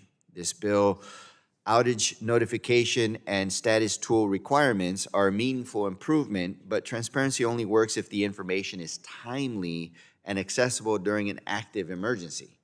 Mr. Agnew, again, when an outage occurs, how quickly does that information reach first responders in the field, not just agency leadership? Right. So we're continuing to evolve that communication steps. As we mentioned, the network status tool provides information in near real time. So leadership and individuals in public safety can make decisions quickly. Ensuring that communication gets down to the working level. We're continuing to work with public safety. There's an opportunity for users to actually sign up on notifications via text and via email. And so it's a continual educational process that we have to do. But we acknowledge more communication. The tools are there, though. It's already been built. Sheriff Adkinson, are outage notification reaching first responders quickly enough? I don't think it's ever quick enough unless it's instantaneous, right? We seek, again, we go back, we seek for the perfection, but I think it's getting there very, very quickly. Is there room for improvement? I think there's always room for improvement. Instantaneous would be the only acceptable answer. Everything else requires improvement. And so what accountability measures exist if outage notifications are delayed or incomplete? So a couple of things. One, we are typically able to notify fairly quickly. When I say fairly quickly, I mean in a matter of 10 to 15 minutes based on, what the availability and what the area of outage is. But I would add to that we, as a board, are starting to develop key performance indexes that we wanted to put in place as measurables so that AT&T can give us direct response into things that we think are important past what's been done in the past. So this is part of this idea of we need more accountability, more metrics to show. That's something the board's going to do. We're already looking at that, and I think that's critically important to make sure we're getting our money's worth out of it. Thank you. I yield back. I thank the gentleman for yielding, and now I'll call on Representative Pfluger from the great state of Texas for your questions. Thank you, Mr. Chairman. Appreciate the witnesses for being here and a very important conversation that we're having.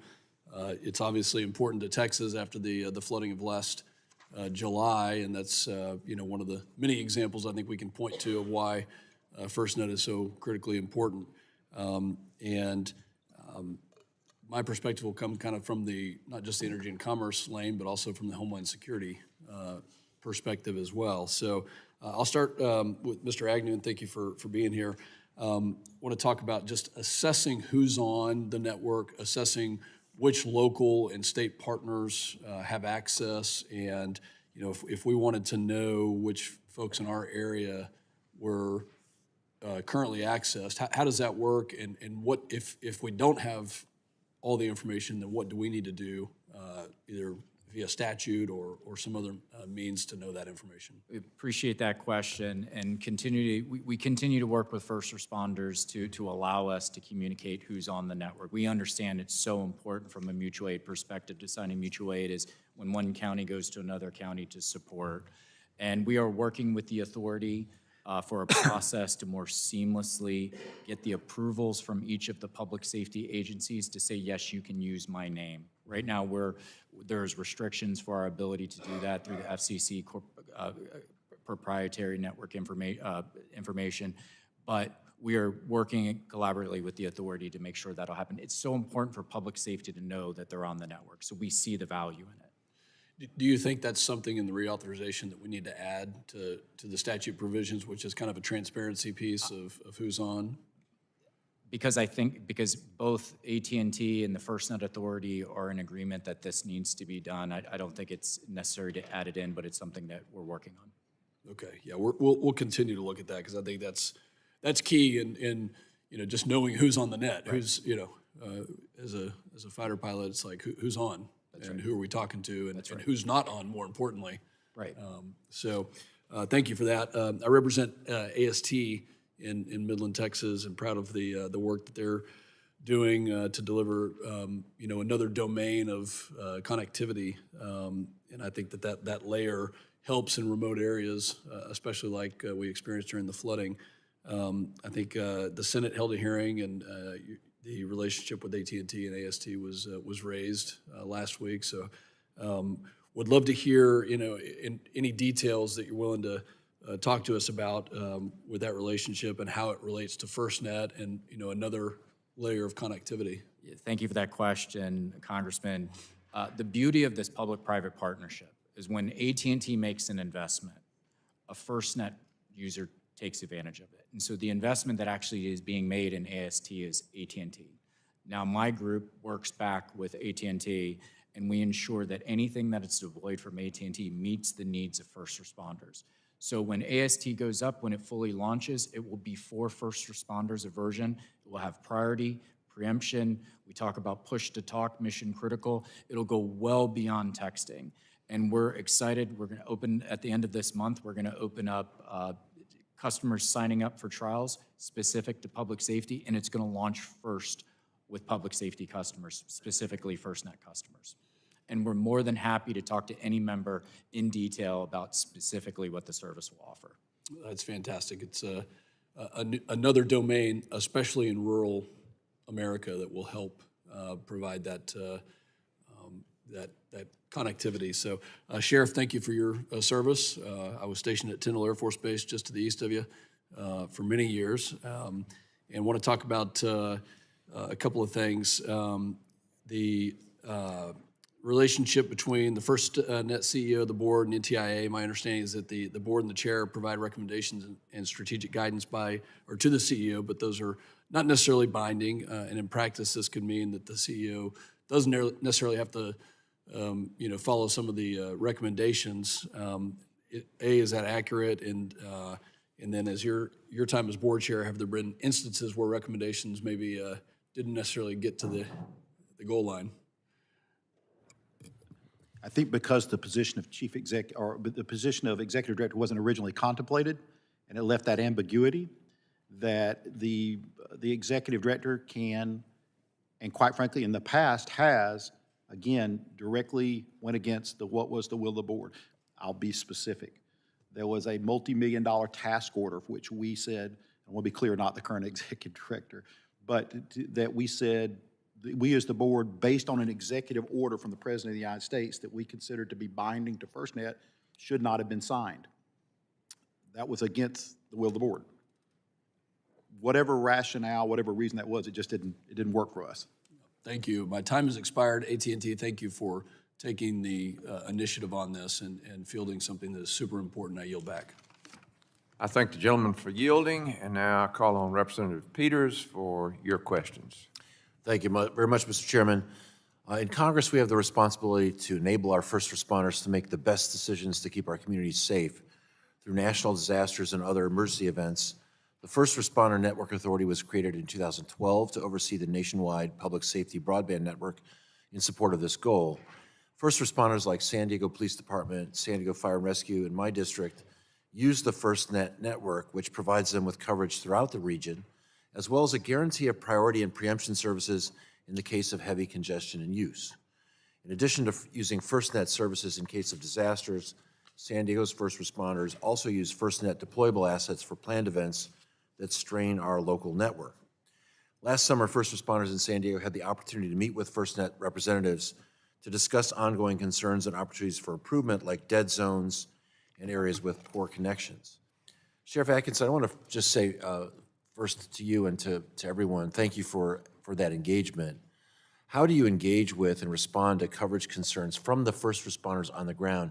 And Sheriff, are there any particular themes you hear out of those meetings?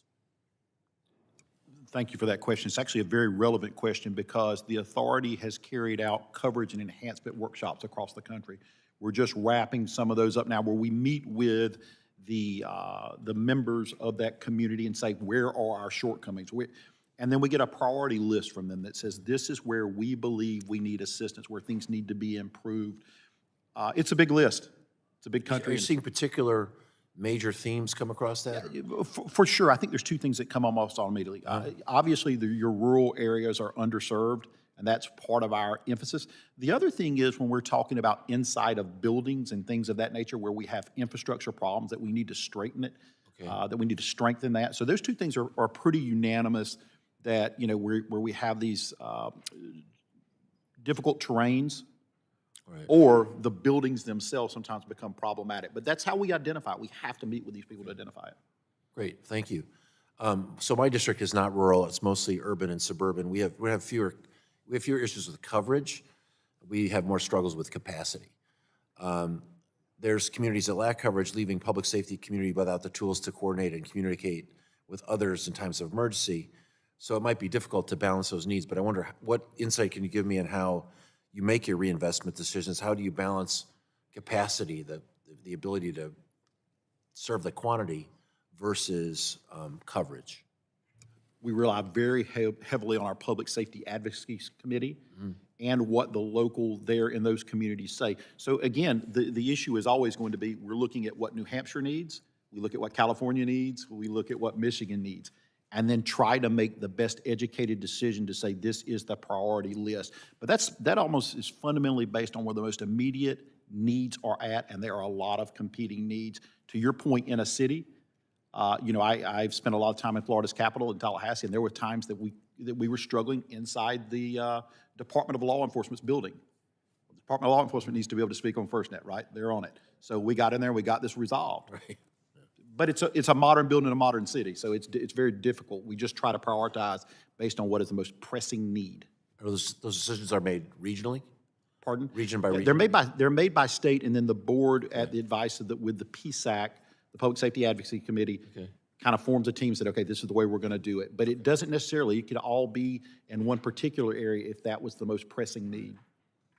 I have a sense of how we would respond to the coverage issues in the rural areas, but maybe I could follow up with you on what about buildings? What are the kinds of things we should look forward to hearing about in terms of trying to solve coverage and accessibility within buildings? Absolutely critical. As I said, we were struggling with coverage inside the Department of Law Enforcement building. We recently resolved the Louisiana State Police's problem at their training ground. And we have to be aware of it. We have to know that's going on and then try to prioritize that. But buildings, we just did one in Terrence County, Texas, the same thing. In a skyscraper, we have this problem. So these are things that is really of equal footing. We think traditional towers and satellites and things like that. Sometimes it's bidirectional antennas, sometimes it's strengthening. A lot of different avenues to get there. Mr. Agnew, I'll give you an opportunity to respond to that as well. Yeah, thank you for the question. In urban areas, Sheriff's right, in building, but we've developed what we call small cell booster pros, FirstNet band 14 capable devices. We've instituted about thousands of buildings. So during the coverage workshop, that process occurs. So it's not just your macro, it's your in-building. So we're deploying technologies to help that in-building area. Okay. Thank you. It's an important program. Thank you all for your work, and I yield back. Thank you. Chair recognizes the gentleman from Virginia, Mr. Griffith, for 5 minutes. Thank you very much. I have similar questions to my colleague from California. On the other side of that coin, I represent a large mountainous rural district. So Sheriff Adkinson, I'm coming to you. And you touched on some of it in your opening and in your comments to Representative Peters. But I mean, my district is larger than 9 states by landmass, even though I'm in Virginia. Most people don't realize that Virginia is as big as it is. And I represent a big chunk of the mountains in Virginia, and we don't even have cell coverage in all those areas. Depending on which way the mountain leans or where you happen to be on the road, you can have some significant holes in areas that people wouldn't realize. I mean, it hasn't happened lately, but even a few miles outside of Blacksburg and Virginia Tech, there were times not that long ago where people were like, yeah, we don't have signal, even though it's one of the most wired communities in Virginia. So when you're looking at all this, and you've gone into it a little bit, but what is the criteria that you all use to select sites for FirstNet equipment? I know there's a lot of problems, and you got a lot of different issues, whether it's buildings or mountains. In Representative Peters' district, it's the buildings. In mine, it's the mountains. Amen. Yes, sir. You know, forgive me if I quote Rousseau on this, but don't let perfect be the enemy of better. There you go. What we're trying to do is say, where can we solve the most impact as quickly as possible until we can get back and make it perfect, right, to continue to make it better. We just did some in the mountains recently, and you might find this hard to believe, but Florida's a very flat state. And I think we're, 100. I've noticed that when visiting your beaches, sir. I'm actually at the tallest point, and it's about 160 feet, just so you know. But the reality, all joking aside, the reality of it is we try to priorities of where can we have the most impact and what modality is the best, right? So it may be the satellite, it may be the tower, it may be the booster, whichever that is, but there is an emphasis given on those places that do not have coverage first. So the problem is I give you coverage, you go, well, maybe it's not as good as it needs to be yet. But nobody from this authority, or certainly this board, should ever tell you to switch to FirstNet if it does not work sustainably for you. You'll never hear a board member say that. That is not our job to do that, it's to support the American people. Yeah, and I know you mentioned earlier in your county, one of the hurricanes, when we got hit with Helene a year and a piece ago, a big section of my district was, law enforcement, everybody was out of touch with anybody else because we lost, for various reasons, we lost cell coverage across a big swath of my district. So let's talk about these planned, you mentioned, and several others have as well, you mentioned the planned coverage enhancement workshops, and I'd like to know what that entails, and as a part of that, I'd like to know if you have any planned for Southside or Southwest Virginia. It's all, all politics is local. What are you doing in my district? I'm actually intimately familiar with that, Representative. No, the short version is yes, we listen to the representatives from your state to tell us where you think is the priority, where do you believe that it should be first, and what can most correct your problems fast. So you've had that coverage. I know you've had a coverage enhancement workshop in your state, and we took those recommendations. I apologize, I'll have to get back with you on the specifics of that. And I That has been appreciate that. done. And here's the concern that happens, and I'll get to you in just a second. I appreciate that you've had something in the state. Here's the problem. I have counties in my district that are closer to 7 other state capitals than they are to Richmond. So if you're not actually on my end of the state, you might not be getting the same picture because they sometimes, and they try their hardest, I'm not fussing, but sometimes they don't understand what's happening out in the mountainous areas because, from Richmond to the end of my district is about, about 10 and a half hours. So they're a lot closer to the capital of, as I said, 7 or 9 other states. Get back to me on that, and then you wanted to say something, Mr. Agnew. I got Congressman, about 45 seconds. Yeah, and I'll be fast. Your district has been a major focus. You have 30 sites that have been built. How many? 30 have That's been built. fabulous. Thank you. 7 of them, or 14 of them, were part of the opt-in process where public safety you have to build here, or Virginia's not opting in. In the coverage workshops, there are 7 identified areas in your network. There's a partnership with your local telecom and electric provider. That's how Lee County is getting service. So this network is designed for your first responders. All right, I'm going to go over a minute or two. I apologize, Mr. Chairman. When you talk about Lee County, is that when we went down there for the tower that they put up in Lee County? I think you put a couple of them up there. That's correct. That was fabulous. It not only gave us the first responders, but it gave us the first time in that part of the county we had any cell coverage. I yield back. Thank you. Chair now recognizes Representative Dingle for 5 minutes to ask your questions. Thank you, Mr. Chair, and thank you to the witnesses for being here. I want to take a moment to underscore just how essential FirstNet is for public safety in Michigan. It's a lifeline for first responders. In my district, the Ann Arbor Fire and the University of Michigan Health System rely on it every day. At the University of Michigan, nurses use iPads connected to FirstNet to ensure they remain prioritized above commercial networks during emergencies so they can communicate when it matters most. More than 950 public safety agencies and organizations in Michigan use FirstNet, supported by over 1,850 banned 14 sites. In my district alone, there are more than 10,000 FirstNet subscribers. And nationwide, the network now supports more than 7 million connections and covers nearly 3 million square miles. Across Michigan, police, fire, EMS, and other first responders turn to FirstNet, not just for connectivity, but for operational reliability. They use it to restore communication during severe weather, coordinate rescues using push-to-talk and real-time data, and improve indoor coverage. And as our emergency response needs grow, we have to ensure that FirstNet stays secure, resilient, and interconnected with other emergency communications. And that's why this reauthorization matters and why it's so important we get it right. So FirstNet's value is clearest when everything else fails. In Michigan, we saw FirstNet play a critical role during severe weather and search and rescue operations in the Upper Peninsula, where a FirstNet satellite cell on a light truck helped coordinate the response that led to the safe recovery of a missing 8-year-old after nearly 50 hours. Sheriff Adkinson, can you speak to why it's critical for Congress to reauthorize FirstNet to ensure first responders have reliable, resilient communications? Thank you for that question. Absolutely fundamentally necessary. I'll use my own organization again. We are on what was called the State Law Enforcement Radio System. That system temporarily went down. It's not supposed to go down. It went down. But because we made the decision when Florida opted in under Governor Scott, I think in 2018, we made that decision that any infrastructure we built was going to have a FirstNet backup. We were able to go for the failure of our land mobile radio to dispatching calls.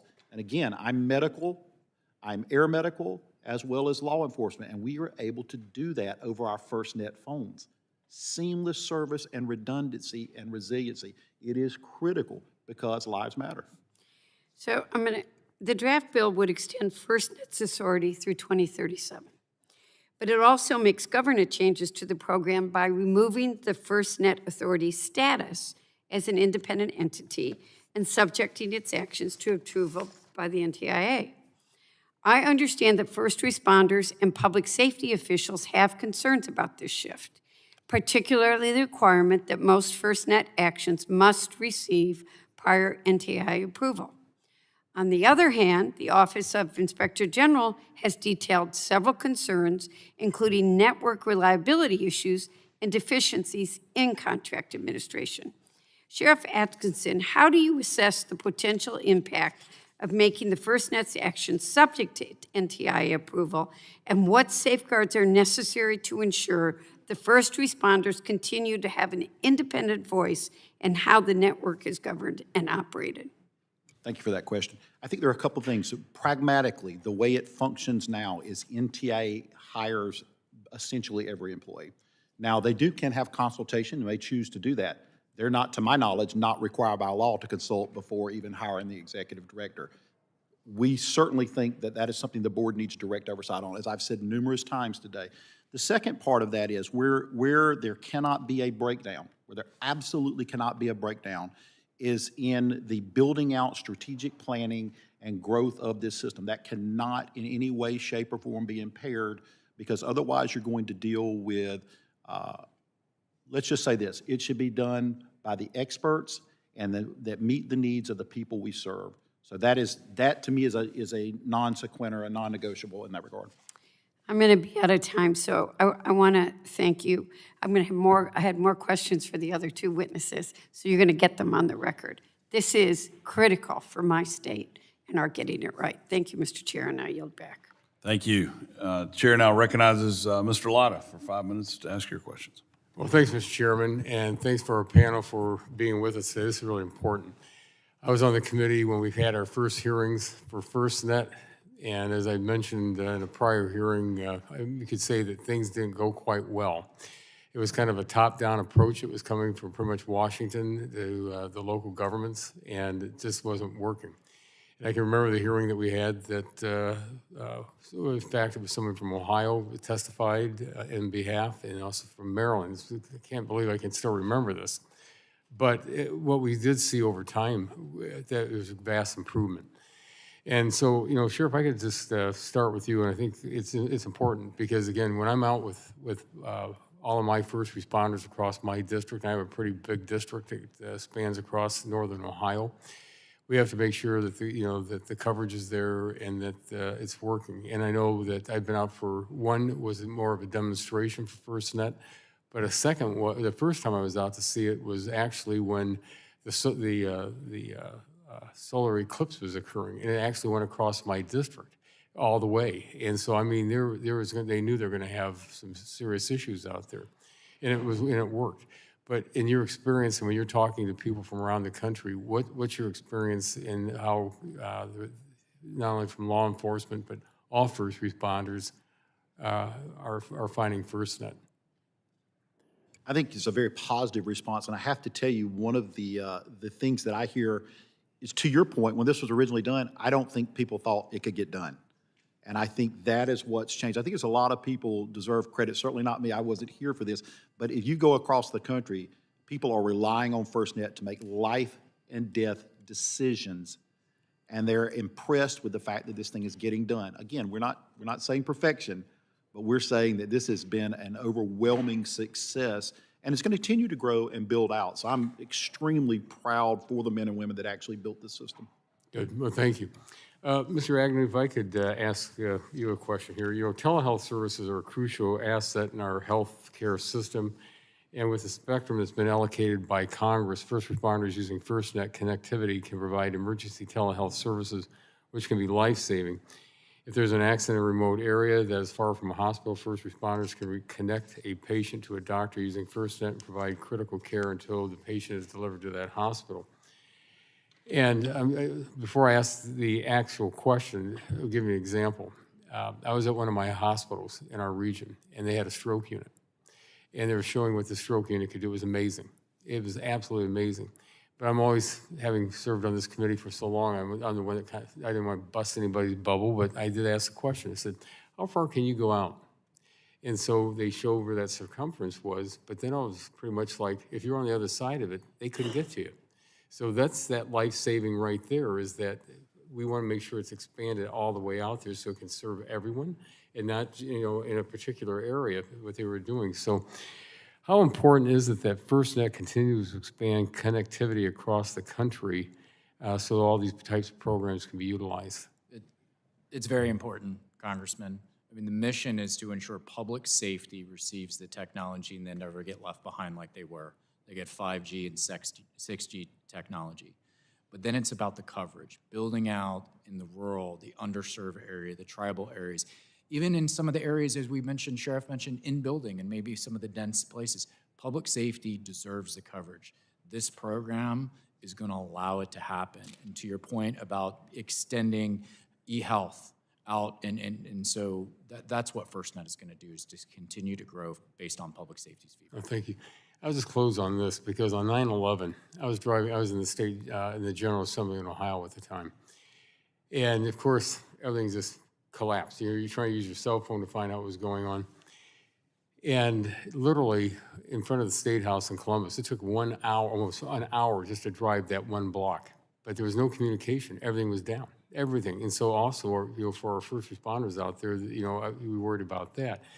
But finally, it was someone, you know, other members of the General Assembly were coming out saying, if they saw you in your car, they just yelled, "Got to go home."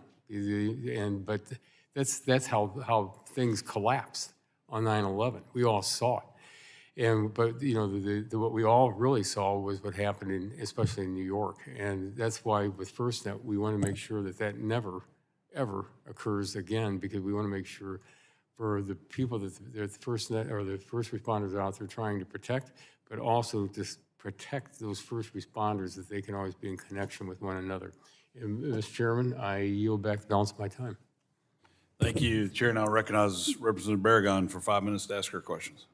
Thank you, Mr. Chair. I want to thank all the witnesses for being here today, for your testimony, and for the work that you do day in and day out. I think I've heard a repeating theme, some questions which I already had about how to make sure that the network works, that it's available when there's a disaster, when there's an emergency, and many questions about what's being done to make sure there's coverage in places where there's not coverage now, and efforts being done by AT&T, of course, to harden the system. So I'm going to focus my questions on a different area.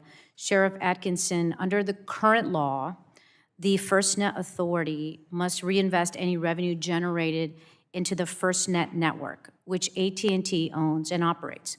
The bill we're considering today would enable the FirstNet Authority to invest in new and emerging broadband technologies like satellite internet. If this bill becomes law, will the funding flow only through AT&T, or could the FirstNet Authority pay other providers, subcontractors, or technology vendors directly? Thank you for that question, Representative. I think the authority of the board specifically says that we should always look what is the best service for the American people and delivery of that service in whatever capacity that is. So if that, as long as everything we do enhances the coverage and what we're doing, then it makes sense. If it doesn't make sense. In regard to using other folks, that's something contractually that would have to be worked out. But yes, I think there should be the ability to take whatever is the best application or service. That's what we should be looking at. So you think that payments could be made directly to those others, not through AT&T? I'm going to have to defer on that question. Okay. Do you think that needs to be spelled out more in the legislation? I think so. I think You so. think so? Okay. I'm also, I'm going to follow up on this. I'm looking at a oversight of First Responder Network Authority, an OIG report. The Inspector General has identified $1.13 billion that the FirstNet Authority could have used more efficiently, according to the report. Mr. Dame, can you explain if Section 3 of this new bill will bring the FirstNet Authority more clearly under NTIA's authority? Rather, the bill we know under the Section 3 more clearly brings the FirstNet Authority under NTIA's authority. Do you think that's going to help prevent further use of funds so that they're efficiently used? I do, and as we've seen across many Inspector General reports, that there's this overarching theme of the need for greater performance accountability and contract oversight. And I believe that that is an area where NTIA can support. We never want to get in the middle of strategic decisions that first responders should be making on the board and with the Public Safety Advisory Committee. But I believe in terms of performance accountability, that is an area where NTIA and the Department of Commerce can support the authority to a greater degree. Great. And Sheriff, I want to follow up on the same report. There's another result in this report that says that the OIG made 50 recommendations. 24 of the recommendations remain unimplemented. Who should be implementing those remaining 24, and what's the status?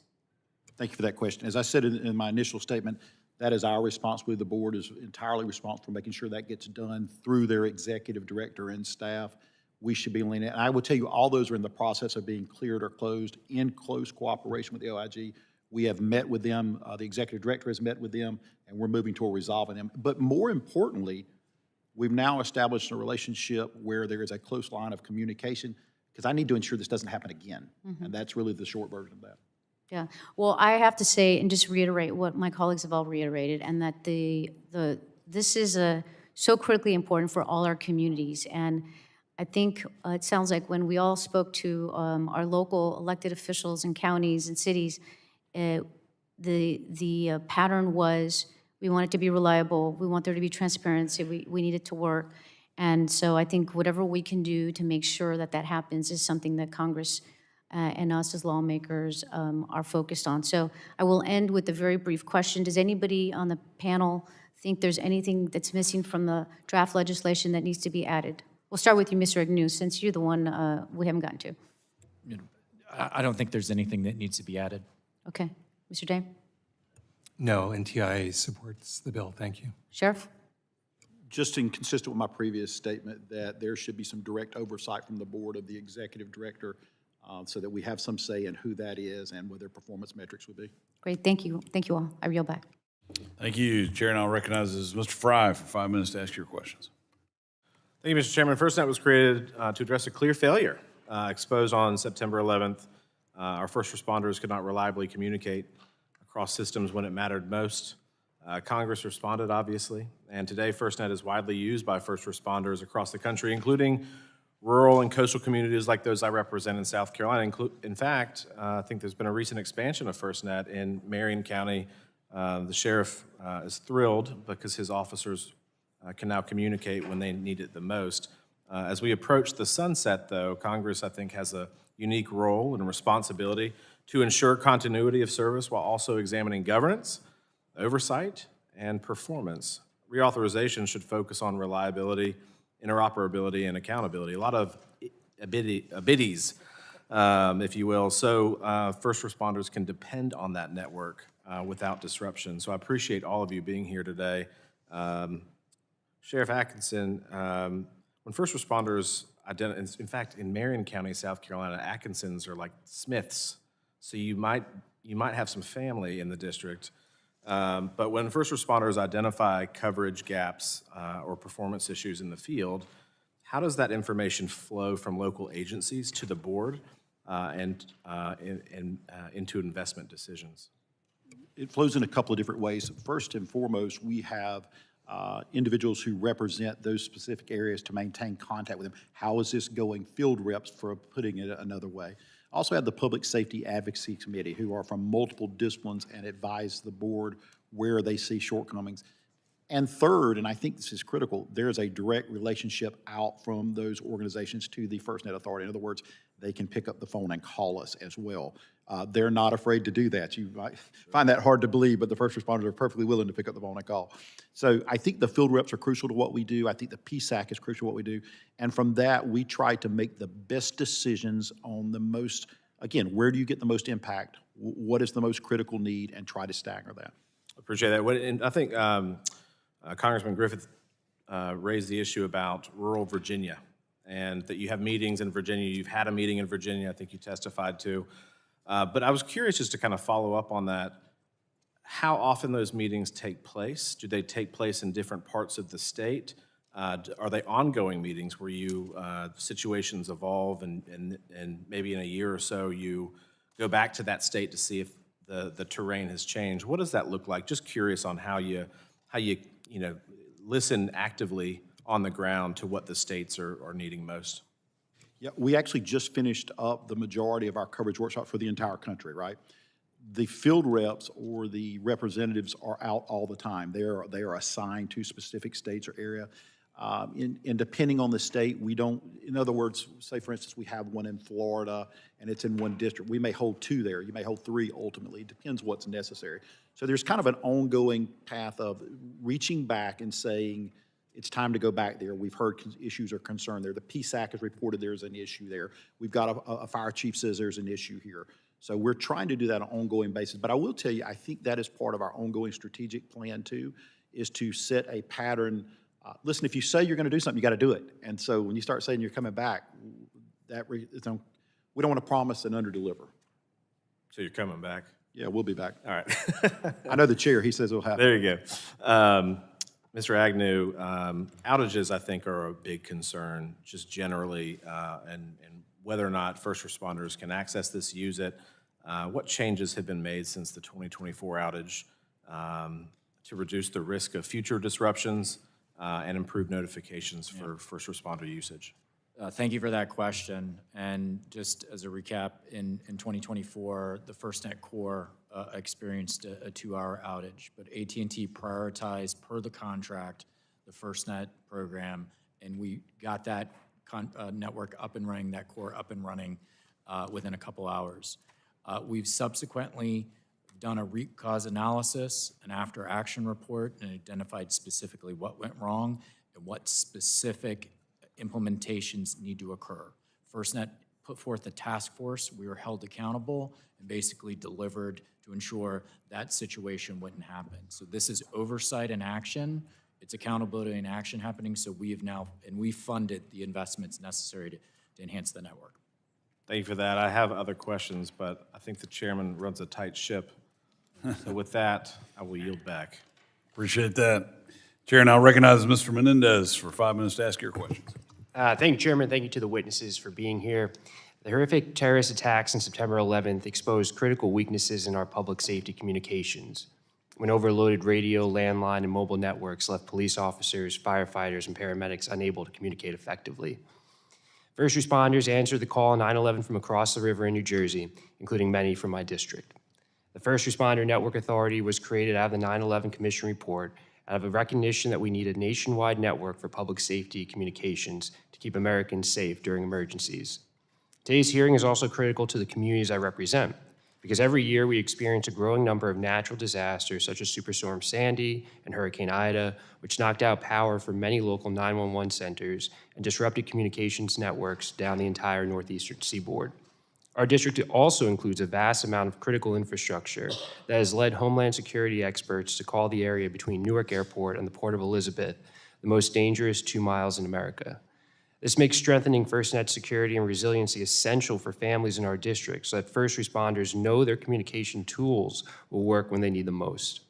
I would like to ask each witness just yes or no, would you agree that oversight of the resilience and security of the FirstNet network is especially vital for communities with increased exposure to natural disasters and substantial critical infrastructure assets? We'll start with you, Sheriff. Absolutely, and I would say remember that the Representative of Homeland Security as well as DOJ is on there. And as a third member, there's a technical expertise that is provided by several of the board members, one in particular, and this is the issue of cyber security, the ability to stay up against a cyber attack. That is absolutely key. We'll come back to cybersecurity, don't you worry. Yes. Yes, and we're currently held accountable to 3,600 requirements and 1,000 reports to do exactly what you're saying. I appreciate that. That is why I'm pleased that we are moving forward with a bipartisan discussion draft to reauthorize FirstNet with increased oversight of the resiliency and security of the network. Mr. Agnew, in light of the numerous natural disasters that have impacted public safety communications in New Jersey, how is AT&T working to improve the resilience of FirstNet statewide? Thank you for that question. And Superstorm Sandy is what created the Response Operation Group program. It started in New Jersey from that experiences. And in fact, New Jersey was one of the broadband technology opportunity programs that actually one of the 7 that basically built or formulated FirstNet, and it was New Jersey Net. Actually, New Jersey Net has been incorporated within the FirstNet program. But that Response Operation Group is dedicated individuals, former public safety officials, over 190 assets, plus the 750 assets AT&T brings to the table, coordinates with public safety as what's going on with the FIFA event. Where are you going to be? Where do you need the equipment? Where we're staging? It is constant collaboration, training, and practicing. So an event like Superstorm Sandy, the team's prepared. The team's prepared to stage and know exactly where to go. I appreciate that. I appreciate New Jersey leading the way with AT&T. Sheriff Adkinson, in your opinion, does the FirstNet reauthorization discussion draft provide for better dissemination of outage information so that public safety agencies have situational awareness of FirstNet's operational status? Yes. Okay.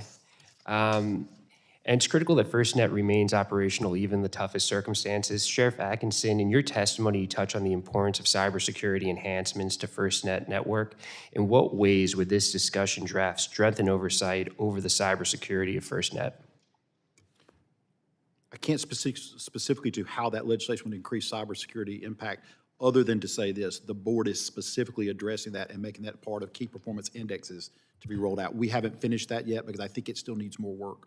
But you would say it's one of the sort of utmost important issues that you are working on the board, given sort of what we're seeing with increased cyber attacks, especially from foreign adversaries.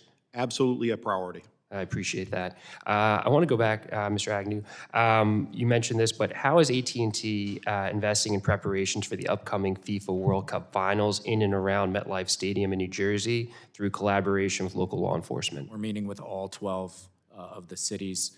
Of course, MetLife Stadium, again, planning, coordinating where first responders are, where we need to be, making incremental investments in building coverage. Public safety is what's unique about FIFA is unlike a Jets or Giants game where you can park around. People are actually going to be there. Right? Okay, that's a good point. I'm a Giants fan. But So. FIFA has different rules than NFL, and you can't park around the stadium, so we have to move all our assets, coordinate with public safety. That's going on. I feel very good about the performance of what you're about to say. Yeah, I appreciate it. I look forward to continuing to work with you as well as the entire committee on moving this forward. Thank you all. Yield back. Thank you. Chair now recognizes Mr. Carter for 5 minutes to ask your question. Thank you, gentlemen, for being here, and thank you, Mr. Chairman, for holding this meeting. And we all have established the fact that FirstNet was created so that our first responders would never again have to face the communications failures that we saw on 9/11.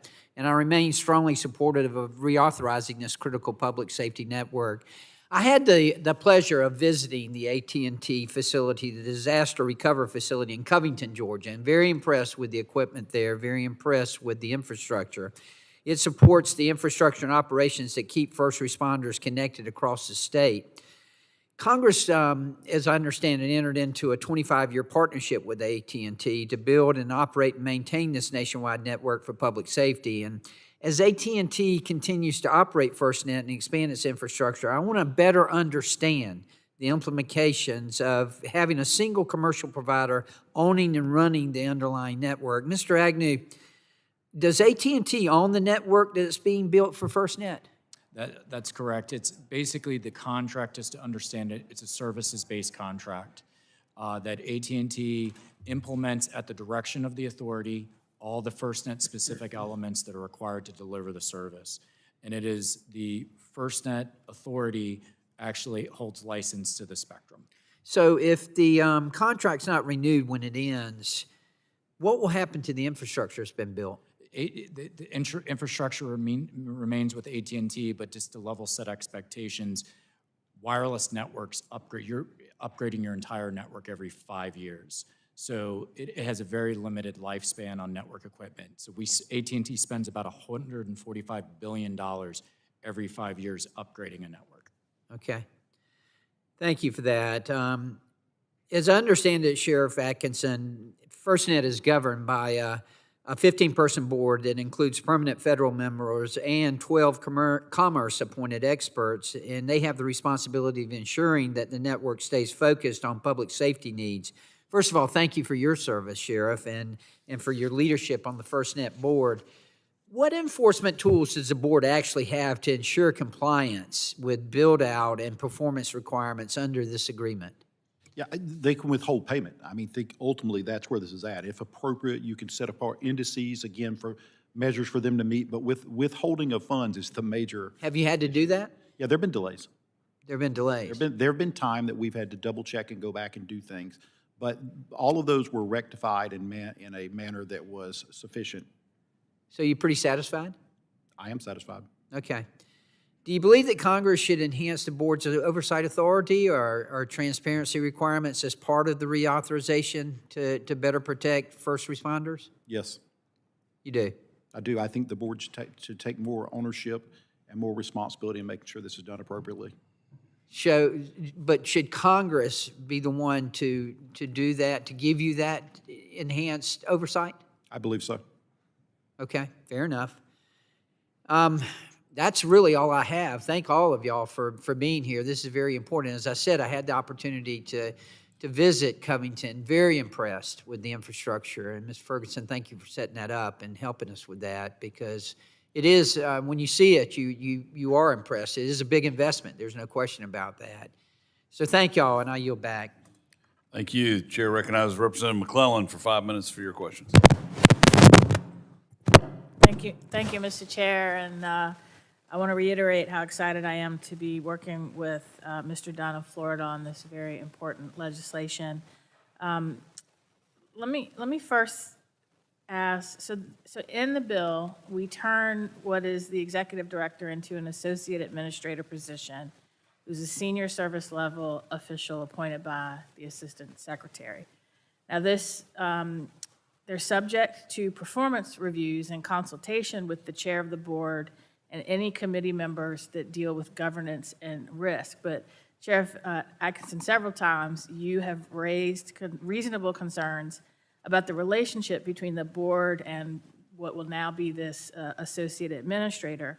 And Mr. Dunn, I would like to hear your thoughts on how the legislation can work to address that relationship to further improve FirstNet Authority's accountability. Yep, thank you, and thank you for your leadership on this bill, Congresswoman. NTIA believes that moving the FirstNet Authority over to be a line office within NTIA will be important to improve performance accountability, but I want to be clear that the strategic decisions for public safety on their network needs to come from the board, the Public Safety Advisory Committee. I think where NTIA and the department can support to a much greater degree is to provide performance accountability as the authority is implementing the decisions the board has provided, and for performance accountability after the fact, after implementation. I understand Sheriff Atkinson's point, and I think ultimately a solution can be found as Congress considers this bill. Thank you. And Sheriff Atkinson, I mean, your concerns are heard loud and clear. That's why I didn't ask you, but I wanted to make sure that we gave Mr. Dame a chance to respond. And I think this is an area where we will definitely look.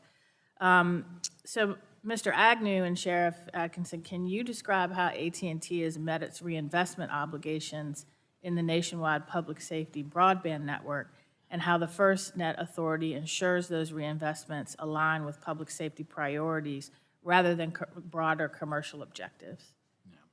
I think it's pretty straightforward from a reinvestment standpoint. The framework was established in February of 2024 of what FirstNet would investment, a new core, new coverage, new technologies, inclusive of satellite. It is now incumbent on the voice of public safety and the FirstNet Authority to determine what those investments are. AT&T is the contractor. We can share our expertise and the technology, but what we don't dictate where coverage goes or the technology it's implemented. We're just responsible for meeting the requirements of implementation. Okay, and Sheriff Atkinson, did you want to add anything to that? Yes, ma'am. I mean, that's the short version of it. We're going to tell them where we believe these towers need to be based on the input from public safety, and that's where the funds should be spent. Okay. Also for Sheriff and Mr. Dame, the IG reports have found that FirstNet's authority has not followed standard federal contracting and procurement procedures. Is there any reason why the authority should not be subject to the same federal acquisition standards as other federal entities? And if so, what is that? Okay.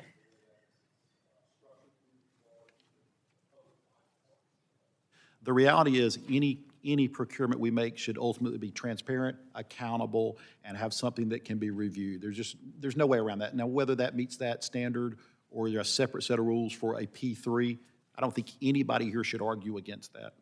Okay. Mr. Dame?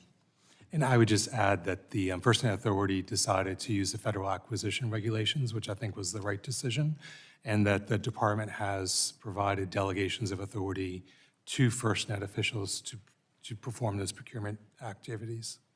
Okay. I probably don't have enough time for the remaining, but thank you. This has been very helpful. As we said earlier, this is a discussion draft, not the final, and so I, for one, have found your testimony very helpful as we move forward, and I yield back. Thank you. Chair recognizes Representative Kamick for 5 minutes to ask your questions. Thank you, Mr. Chairman, and thank you to our witnesses for being here today. I am very proud to have one of our own from the great free state of Florida here testifying before our committee. So thank you, Sheriff. I'd be remiss if I didn't say, go Gators. I know, those are fighting words. But as everyone in this room knows, FirstNet was created after 9/11 to fix a deadly failure. First responders can't do their jobs if they can't communicate. Congress has responded by helping build a nationwide public safety network with priority and preemption when lives are on the line. By many measures, FirstNet has delivered. It serves tens of thousands of agencies, spans millions of square miles, and has proven its value during disasters. And that success is exactly why Congress must reauthorize it before its authority expires in 2027. But reauthorization shouldn't be on autopilot. Outages, coverage gaps, especially in rural areas, and Inspector General findings show that performance must come with accountability and action. So this bill, this discussion draft, it strengthens oversight, improves outage reporting, clarifies responsibility, and ensures that FirstNet keeps evolving. When accountability is clear, public safety is stronger. So I'm going to start with you, Sheriff. You've emphasized that FirstNet works best when investments are driven by real operational needs. You and I have discussed, for example, in my district, that the overwhelming majority of my sheriffs are not on FirstNet. My husband, who is a first responder and a user of FirstNet, was unable to utilize his service during the last 3 major hurricanes. Now, I know that there have been challenges in deployment, but can you briefly detail how, through our conversations and conversations you've had with others, that we can make FirstNet work for all of our rural sheriffs and disaster-prone areas? Specifically, what reinvestment needs to happen?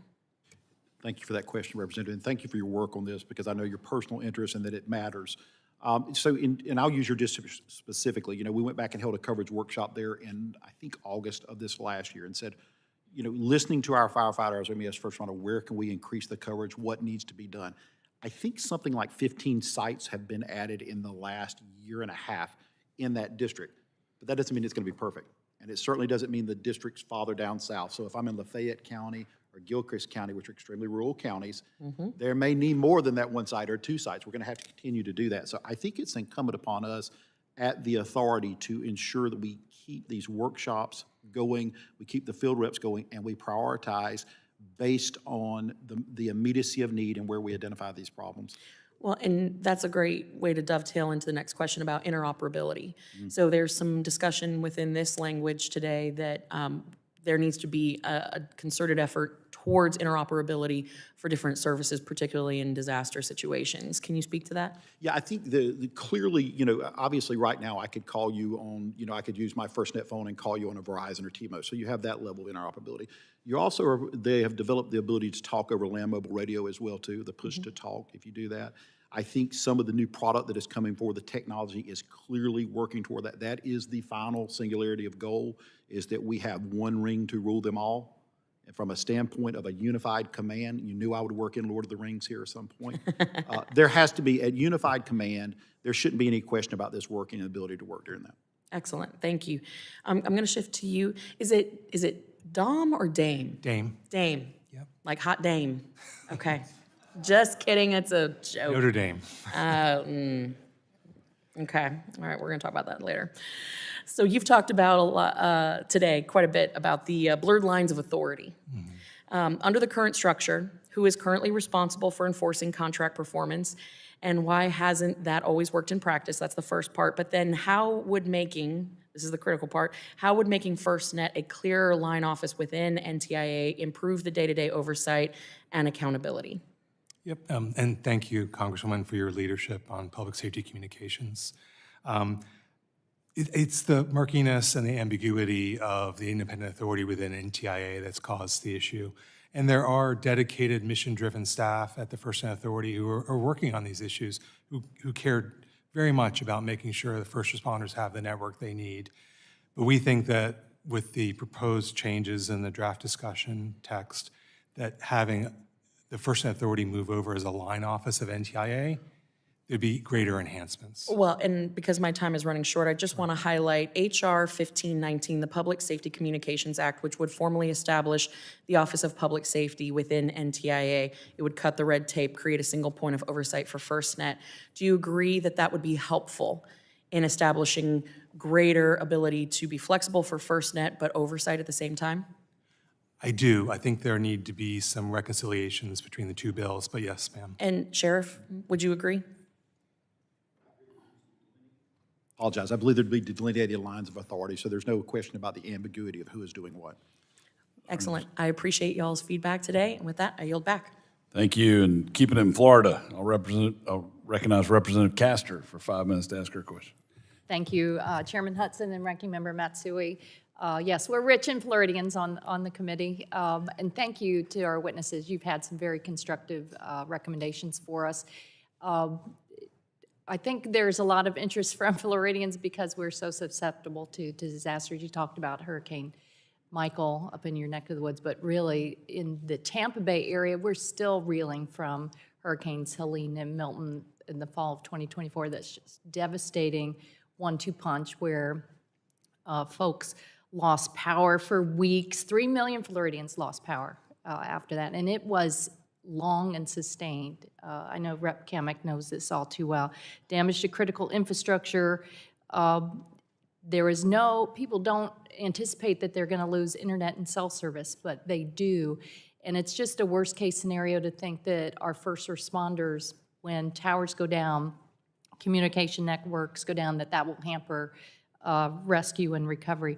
So after the storms, checked in on the operation of FirstNet with Pinellas County Emergency Management. They said AT&T has done well building out towers and infrastructure in Florida with hurricanes in mind, but the portable sites, especially the compact, rapid deployables, were particularly helpful to provide reliable service. The Hillsborough County Sheriff's Office said that FirstNet has been very successful for the county, connecting up all phones, cameras, patrol cars, laptops. They said that the service has disaster-grade reliability and that there have been little to no issues with the product or provider. But both emphasized to me that if the Congress is going to act, that they were concerned that there would be more bureaucratic red tape, that they both highlighted that if we're going to make changes to ensure that there are no obstacles created to action. Is there anything you see in the draft legislation or in responding to the OIG's report that would create unnecessary barriers or obstacles? Thank you for that question. I'm assuming you were pointing at me, so I want to make sure that I'm answering Yes, sir. appropriately.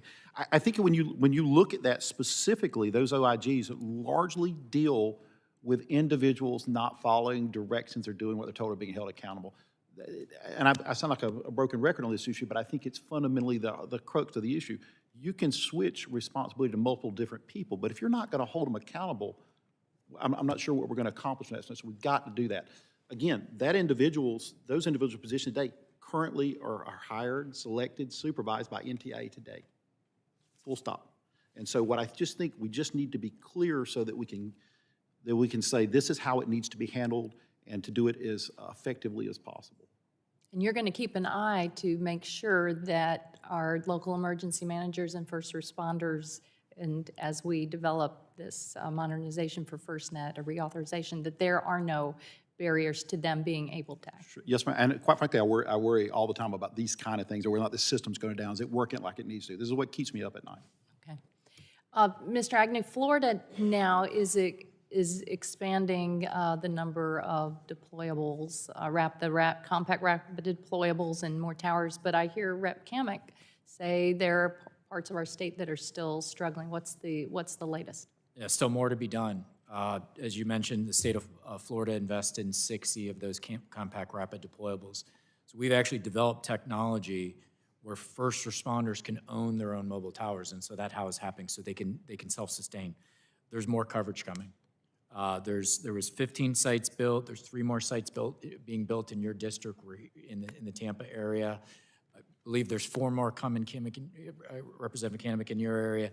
There is a lot more work to be done. That is why we need this network to continue, because that investment is going to deliver exactly what you're asking for: more coverage and more deployables for resiliency in hurricanes and other disasters. So one of the challenges, and I don't know if this impacts directly on the compact rapid deployables, is just the widespread loss of power afterwards. Is AT&T developing the battery backups to go with systems? I mean, there were so many, they kind of go hand in hand. Many hospitals and wastewater infrastructure for local communities, when they lost power for the long term, they couldn't operate. Is there the same challenge for communications networks? Yep, absolutely. Power in hurricanes and in high winds, power becomes an issue. Continuing to harden that network and invest in. So do you have partnerships on battery, the new wave of batteries? Yes, we do. Okay, could you provide a little more information on that? Thank you, Mr. Chairman. I'll yield back. Thank you, Chair. And I'll recognize Mr. Goldman for 5 minutes for your question. Thank you, Mr. Chairman. Thank you very much for this hearing, and thank you to the panelists for being here today. Sheriff, thank you very much for your service. Thank you for your frankness and directness and your testimony today. Can you just take us through anecdotally what it was like before FirstNet was created? Any stories you may have, and then the improvements of FirstNet and where we are today? We talk about, obviously 9/11, the impetus of this, correct? But I can tell you, I've been through, was Hurricane Katrina. And when there was no ability to talk, or where there was so much volume, the Marjorie Stoneman Douglas murders that took place in South Florida, you have everybody trying to call at one time, everybody trying to use that. What happens now with priority and preemption? is that those first responders now have access to this network. The Super Bowl, is a great example of that, where you have a lot of folks there. You had the shooting in New Orleans around that same time frame. If you look at the number of times that system was bounced off, and AT&T can provide that, we've seen those numbers. We can see who is actually hitting this system and when they're doing it. But the fact it is not an overlay and it's built for them, assuring that we're going to be able to get out, is critical, absolutely critical. Because while we talk about natural disaster, which is a huge thing we worry about, don't forget when you're talking about the inauguration of the President of the United States, when you're talking about a Super Bowl and some incident happens, it might be a natural disaster, but there's certainly such a surge in usage right then. This ensures that our first responders can get out when nobody else can. Thank you. Mr. Agnew, I know you spoke about this a little bit earlier with Mr. Pfluger, my colleague from Texas, but I want to go back to the Central Texas flooding. Can you talk about, and again, I apologize if you already did that, I was out of the room for a bit, but can you talk about some hurricanes you can plan for, you know they're coming and you can be prepared. No one knew the flooding was going to happen to the level that it did in Central Texas. Can you talk about how y'all responded to that and how you prepare for something like that or then plan for the future? Thank you for that question, Congressman. It's a great question because you have unplanned events. You have planned events like a hurricane where you can plan a couple days, and then unplanned events, which it just becomes emergent. And that's exactly what happened with the Texas Hill Country flooding. Your staffer have been to our network disaster recovery warehouse. You see the arsenal, but there's intelligence around that where we stage them across the country. We have an AT&T Weather Operations Center that nationally monitors, so we know when impacts are occurring so we can respond. And that's exactly what we did. We respond in force. We sent the cavalry to the whole country. I had folks on my team on the ground with first responders directing search and rescue efforts, ensuring that public safety got the communication they needed. There was also a cell tower, a full-blown cell tower built in 48 hours. Wow. It's magic when public safety and telecommunications gets together, what can happen. Because there's no more red tape, it's just execution, and that's what the response operation group does with public safety. We recently recognized at an event with our CEO the employees that actually went down and supported, and they were tired. They were with public safety multiple days. We had to swap some out because of just the emotional demand, of course, what was going on and what individuals were seeing. But we learned from those events. We get feedback from those events. One of the things that we learned from the Texas Hill Country is those smaller mobile deployables are so important because it's hard to get in those areas, some of those areas. You can't have a huge truck. So we're actually increasing the amount of assets that we have of smaller deployables. So that was going to be my follow-up question. What did you learn? So you already answered it. So with that, Mr. Chairman, thank you. I yield back the balance of my time. Thank you all very much for being here. Thank you. And now recognize Representative Carter for 5 minutes for your questions. Thank you, Mr. Chairman, and thank you, Ranking Member, for holding this important hearing. Thank you all for being here. As you know, I represent Louisiana's 2nd Congressional District, New Orleans, being the hub of entertainment, festivals, sporting events, and concerts, the walkability of our city, the nature of millions of people literally coming in every year for conventions and sporting events, and Mardi Gras, which we're celebrating as we speak. The importance of recognizing Mother Nature, who always plays a big role in our community for hurricane floods, considering security of mass gathering events. That's why public safety technologies and communication systems like FirstNet are so critical to protecting the lives and ensuring effective emergency responses in districts like mine. And I strongly, strongly support reauthorizing of this program. Just a few questions. Mr. Agnew, for those who may not know, can you share with us why the priority for preemption, for priority and preemption are critical to protecting public safety during network congestions at large crowd events like Mardi Gras festivals, sporting events, and concerts? Public safety has to get through. They have to communicate it. If they can't do that, there could be lives at risk. They could not be responding to the incident that they need, and that is why we built a dedicated core. It's no users, consumer users are on that core. That is why public safety on band 14 and all of AT&T's other couple hundred megahertz of spectrum they get priority so it can communicate. And that is why we have the largest network for public safety built by public safety. So they can What are get- some of the things that AT&T has learned? Oh. And since you've been doing this, and what can we do to make it better? What have you learned that made it good? What are things that you think hadn't done? I think that's a great question. As far as what we've learned, I mentioned to Congressman Goldman, building smaller deployables, building form factors for in-building solutions, building the location capabilities to show where somebody is in the building. We learned that feedback from public safety is so important because when we take that feedback and deploy a product, it makes it better. Great.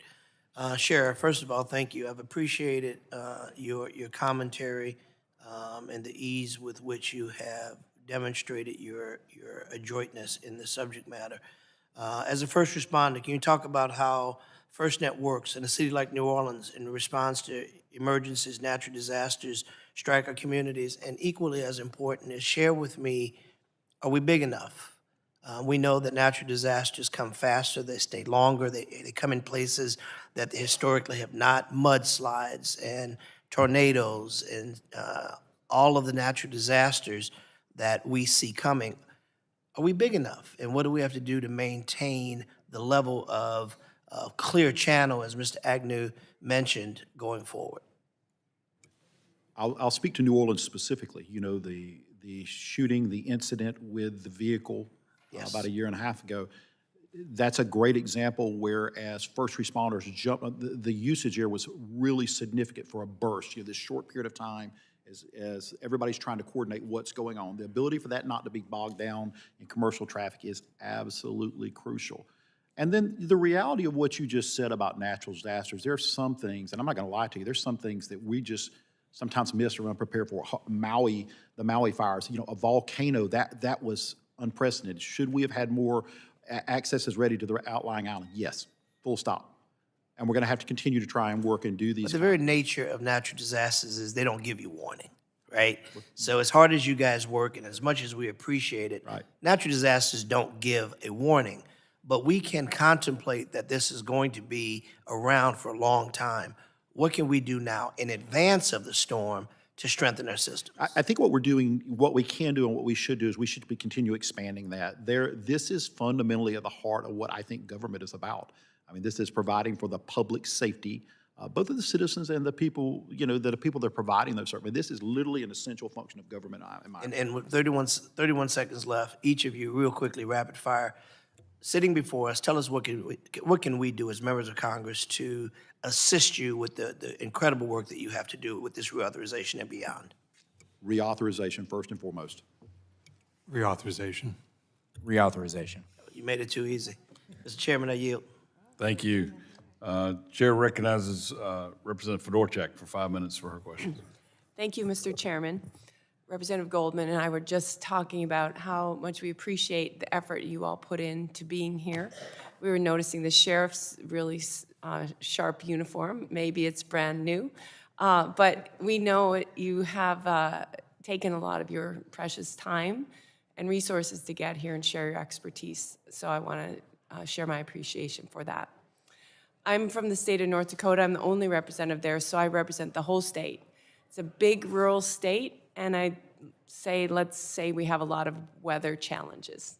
We have blizzards, we have fires, grassland fires, we have tornadoes, floods, you name it.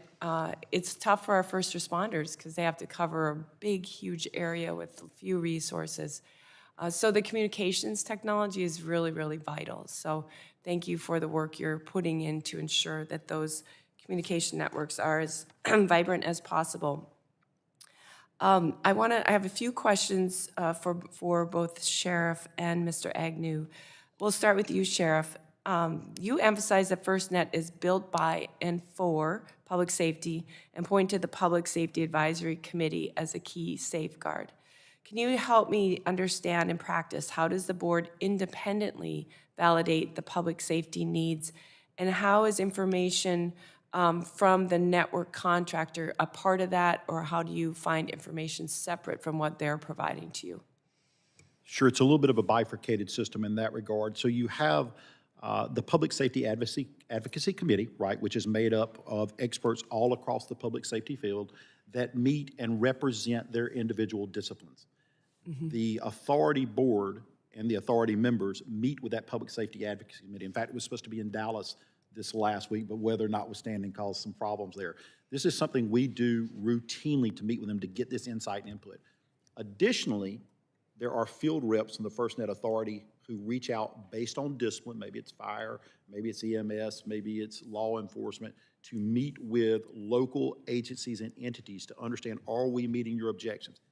That's separate from the other part, which is the indices that we get from AT&T. Are you performing? How much outage do you have? Where it's at? And as I said earlier, we're developing what we consider the board, key index performance measures that are additional that we're trying to say, we need some more information here. We want some more information. Nobody's pushed back on that, but we're working through a very thoughtful process of things that we think is important for the public to know. So it's kind of a bifurcated. Got it. And is the advisory, do you have authority to make your advice, to have them act on it? The board has the authority to act on the action or the recommendation of the Public Safety Advocacy Committee. Yes, ma'am. Okay, very good.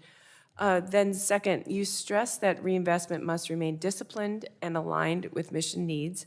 How do you ensure that the reinvestment dollars are serving the first responders' operational needs and not subsidizing improvements to the underlying commercial network? Well, I think that's at the fundamental heart of it, right? We're asking where these dollars should be spent and whether or not they are a good return on investment. Now, that is fundamentally the responsibility of the board, quite frankly. And if we find out that is not doing that, then we should take appropriate actions. And if you find out the board isn't doing that, you should remove board members. Got it. Mr. Agnew, do you want to speak to that a little bit? Yes. Thank you. We provide, and thank you for the question, we provide the authority full transparency on our build plans where the commercial network is going. So you don't have, the authority does not have to build there. Where the authority builds is based off of those feedback from the workshops, based off of the feedback from public safety in those areas that weren't identified. So it brings this powerful public-private partnership together. We got this area covered. AT&T is going to do these areas for FirstNet. You cover these incremental areas, and that's how we have 200,000 more square miles covered because of that partnership. Got it. All right, and one more follow-up question. Have public safety agencies may choose among FirstNet, Verizon Frontline, or T-Mobile's T priority offerings? Given that reality, what is the rationale for reinvestment funding being tied to an infrastructure that only works for users on one network? Right. It's important that single network, that it's secure, that it's interoperable, and it's held accountable for first responders. And that reinvestment dollars is going to go into the rural coverage. So we don't recommend diverting any of those funds that would take away from rural sites. For example, 60 new sites were built in your area. You've got more coming based off of the response. We don't want to see that impacted. North Dakota needs the coverage. Very good. Thank you, Mr. Chairman. I yield back. Thank you. Chair recognizes Mr. Landsman for 5 minutes for your questions. Thank you, Mr. Chairman, Ranking Member, all of you for being here, everything that you have done. I want to start with you, Mr. Agnew. The work that you all have done to expand coverage, particularly as it relates to these dead zones, the investments that you have made, that won't result in any additional cost to first responders, correct? That's correct. Okay, thank you. This is a question for all of you. Part of, obviously, what happens here is that when there is an emergency, civilians get kicked off of band 14. There is a 20 megahertz threshold on band 14 for you all and first responders. Is that enough? Is there any concern that as we go to reauthorize, that number needs to be reevaluated? I'll start with you, Sheriff. I think the main thing is that we contemplate what is the actual spectrum use as we increase, again, through this Internet of Things. Data was not something, video data, for instance, was not something that we considered a number of years ago. We haven't tapped that spectrum out, but the reality is whatever is necessary to maintain the mission critical, that's what it needs to be. I just don't know that I have a projection on what that's going to look like 5 to 10 years. I just think as you guys, as we work through the reauthorization to make sure that the language is such that it allows you to do that testing, because as I understand it, the language is, would limit you to 20 megahertz, and you're right, things have changed in 20 years, and you may use more. Have you ever come close to using 20 megahertz? I'd have to defer. I have not seen that since I've been on board. As far that question is concerned, so AT&T, as part of the contract and the commitment to the FirstNet Authority, Band 14 is utilized. But also, all band priority is provided on the hundreds of megahertz of spectrum for first responders. So to say it's come close, there is more than enough spectrum as it stands. However, needs evolve, right? Sheriff mentioned video and other technologies that are going to require looking to the future from a spectrum standpoint. And we can see that occurring now. Right? Do we need to adjust the language in the statute? You know, I'll have to take that back. Yeah, great. It wasn't a leading question. I just was curious. If I could add, Congressman, I think under Section 6 of the draft bill, it does address that particular problem by expanding the definition of the network beyond just the core and the RAN. It includes spectrum bands, and it reflects reality. As Mr. Agnew mentioned. I didn't put two and two.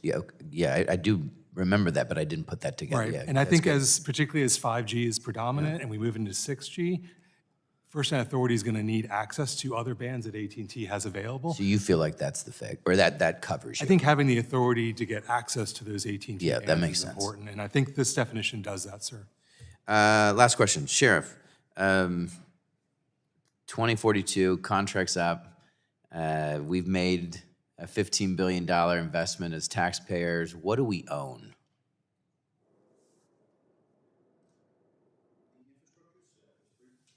So if it's previously stated, belongs with AT&T. Yeah. What we own is essentially a currency of trust, which says we have built a network that is what law enforcement officers trust, or public safety, first responders trust. We don't own an infrastructure past that. We own a concept. We own again, a situation where this has become the name, if you will.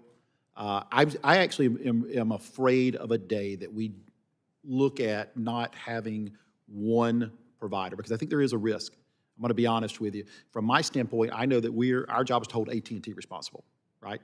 What I never want to happen, what I never want to happen is a law enforcement officer say, no, multiple companies go, no, it's their fault that this didn't work. They didn't meet this standard. Yeah, no, I agree with that piece. I think on behalf of taxpayers, owning more than just the concept and trust is something that should be discussed.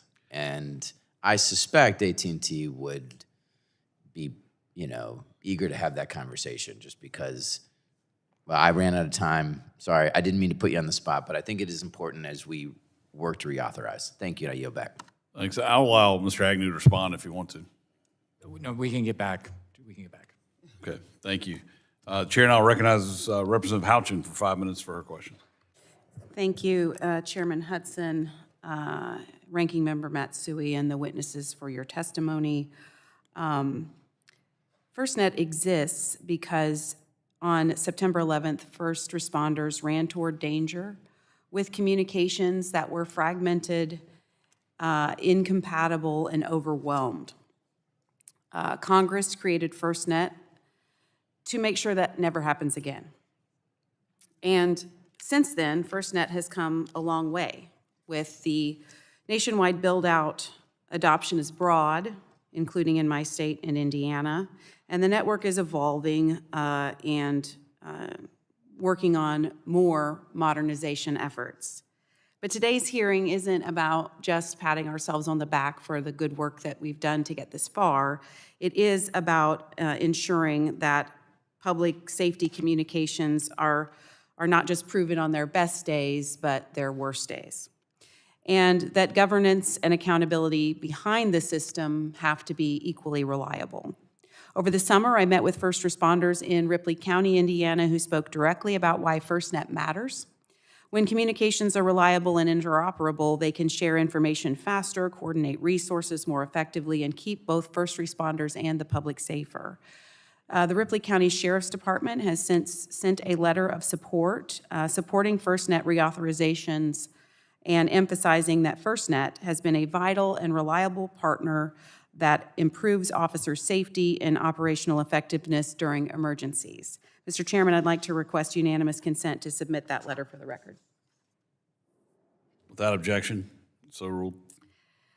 I want to applaud Representatives Dunn and McClellan for this reauthorization effort as we work to strengthen the governance, increase public safety, and maybe hope to future-proof our emergency communications technology.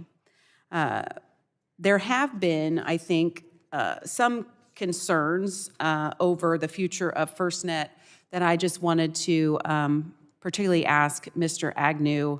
As we are working toward this interoperability, FirstNet has done a great job of this rollout, making sure it's deployed and it is also widely accepted. Where do you feel we're going in terms of the next reauthorization? What would put that interoperability at most risk? Yeah. So today, to clarify, the network is interoperable between other commercial providers. So that has been established. Where the network is and where it needs to go is to solve that land mobile radio walkie-talkie integration, the legacy public safety networks that were so challenged during 9/11, which are still in use. So we have technology, we have certified, validated, affordable technology in place today. That's got to be taken to the future. It's time for the next generation, highly affordable, highly scalable. It should not be hours, it should not be days for public safety to interoperate when Bloomington is supporting Indianapolis. It should just happen within seconds. So that's the technology that we are deploying. We are held accountable for that. We signed a commitment to do it. So you've got this powerful public-private partnership of this willing technology company that has the skill set and the authority and oversight of the government to ensure this happens. And that's what we signed up for. We can't fail. We have to do it. And we're going to keep working until we get it right. Thank you.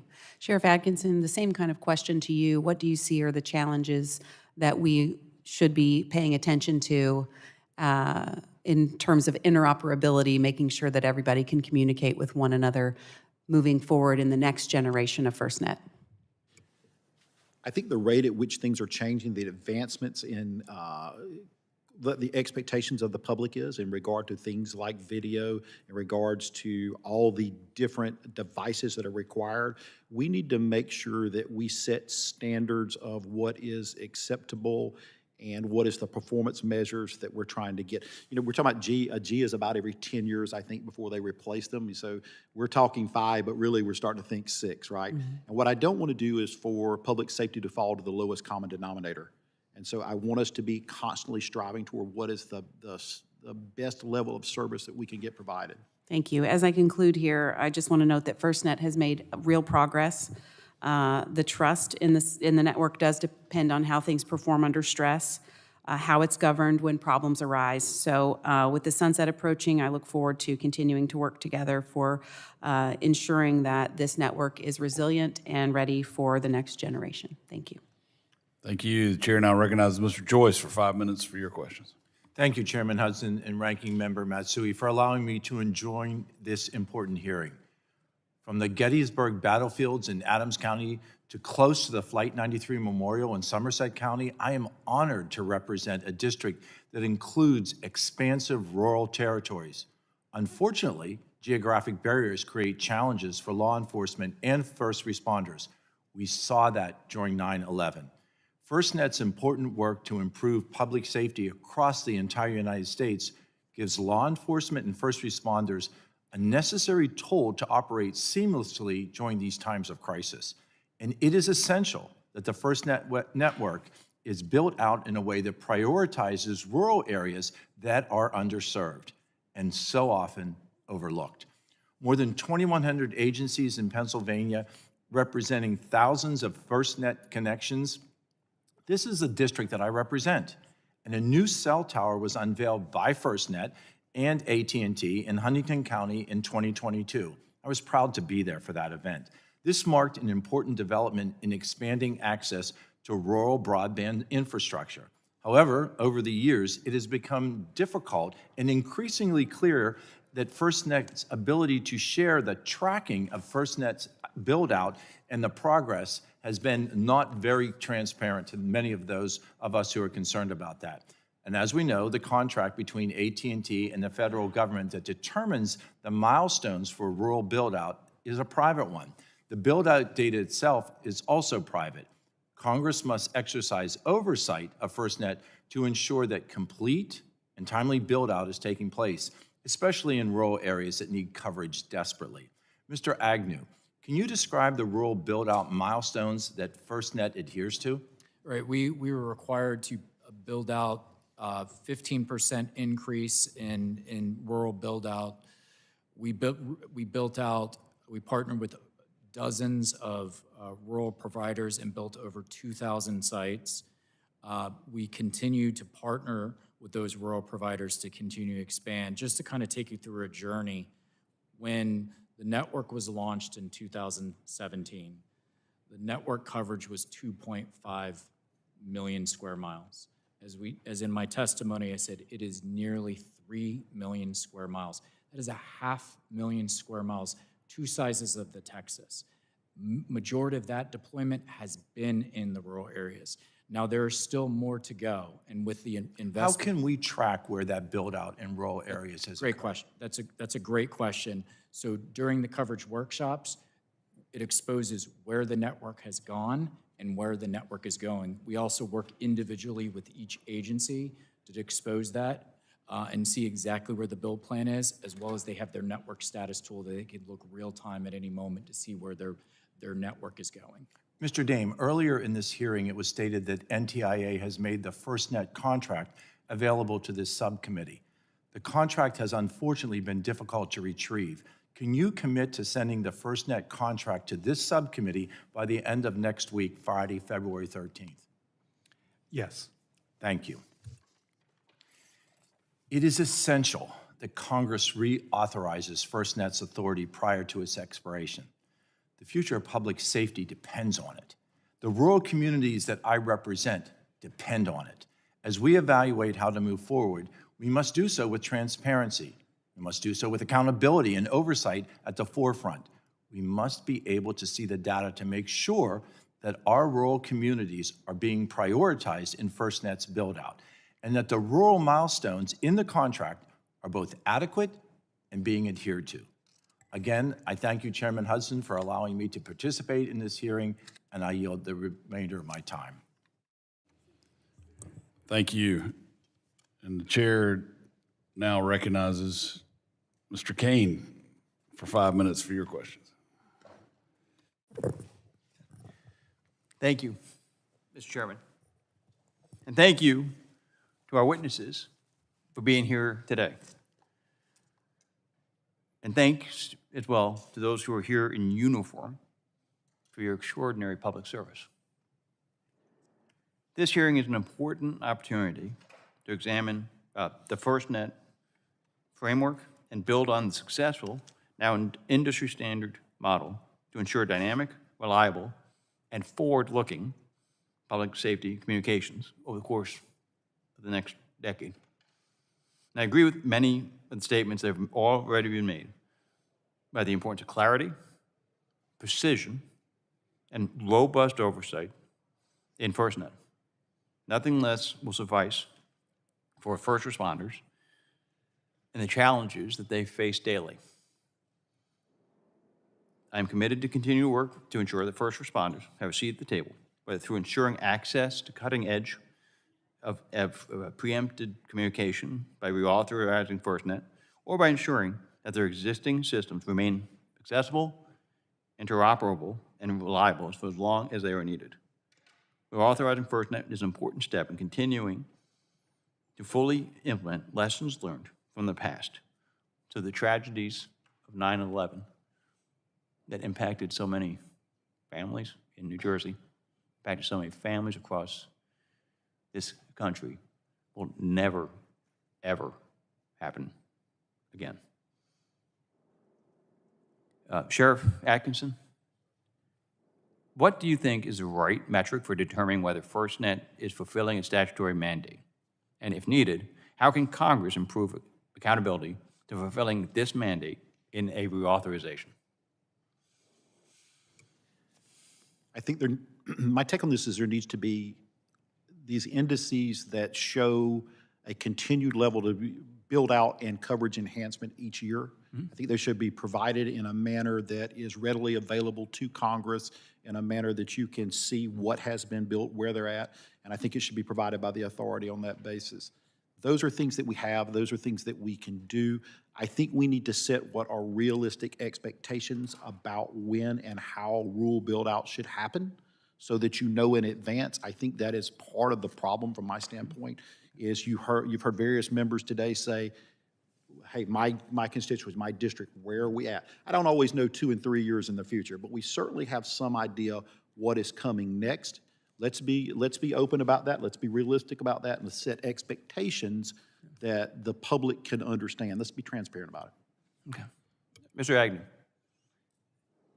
how well would you say that FirstNet has done in making sure decisions are driven by first responders themselves, and is there room for improvement? There's always room for improvement.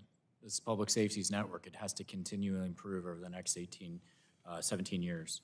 Has to improve in coverage. It has to improve the amount of deployables. It has to improve the response times. It has to improve the technology. That's not to say it hasn't been successful. It just has to keep getting better for public safety. It has to operate like public safety. Every event they go to, they get better. This network will get better. Thank you. Mr. Dane, I'll pose a similar question to you as I did to the sheriff. What lessons have we learned since FirstNet's inception, and what can we best use to improve organization accountability so that FirstNet is providing the best service possible? Thank you, Congressman. I think at a minimum, Congress needs to seriously reauthorize FirstNet. As we've all learned, the market did not serve public safety responders before FirstNet. There's now a very competitive market. Reauthorization would resolve that. I think in terms of the metrics that you asked the sheriff for the network, I think the availability of the network and the performance of the network are 2 areas that really should be monitored closely. And as a follow-up, how can we best integrate the newest communications technology into the FirstNet program? And what are some examples of technologies that can be integrated in the future? Yeah, I mean, I think with future generations of technology, artificial intelligence, we're going to see unbelievable capabilities for first responders. Thank you. And then the final question with Mr. Agnew.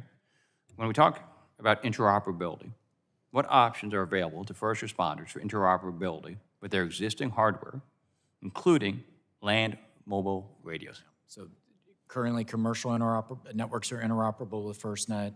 We have technology that allows for land mobile radio. We can provide you a much more in-depth discussion of exactly what the hardware is, but with Fusion and Fusion Link, it's going to take that hardware-based technology, put it in the cloud, make it so much easier to implement. Okay. Thank you all for being here, as well as for your public service and dedication to all of our fellow Americans. I yield back. Thank you. Seeing there are no further members wishing to be recognized, I'd like to thank our witnesses for your excellent testimony today. I think it'll be extremely helpful to the committee moving forward. I remind members they have 10 business days to submit questions for the record, and I ask the witnesses to respond to those questions promptly. Members should submit their questions by the close of business on February 18th, 2026. Without objection, the subcommittee stands adjourned.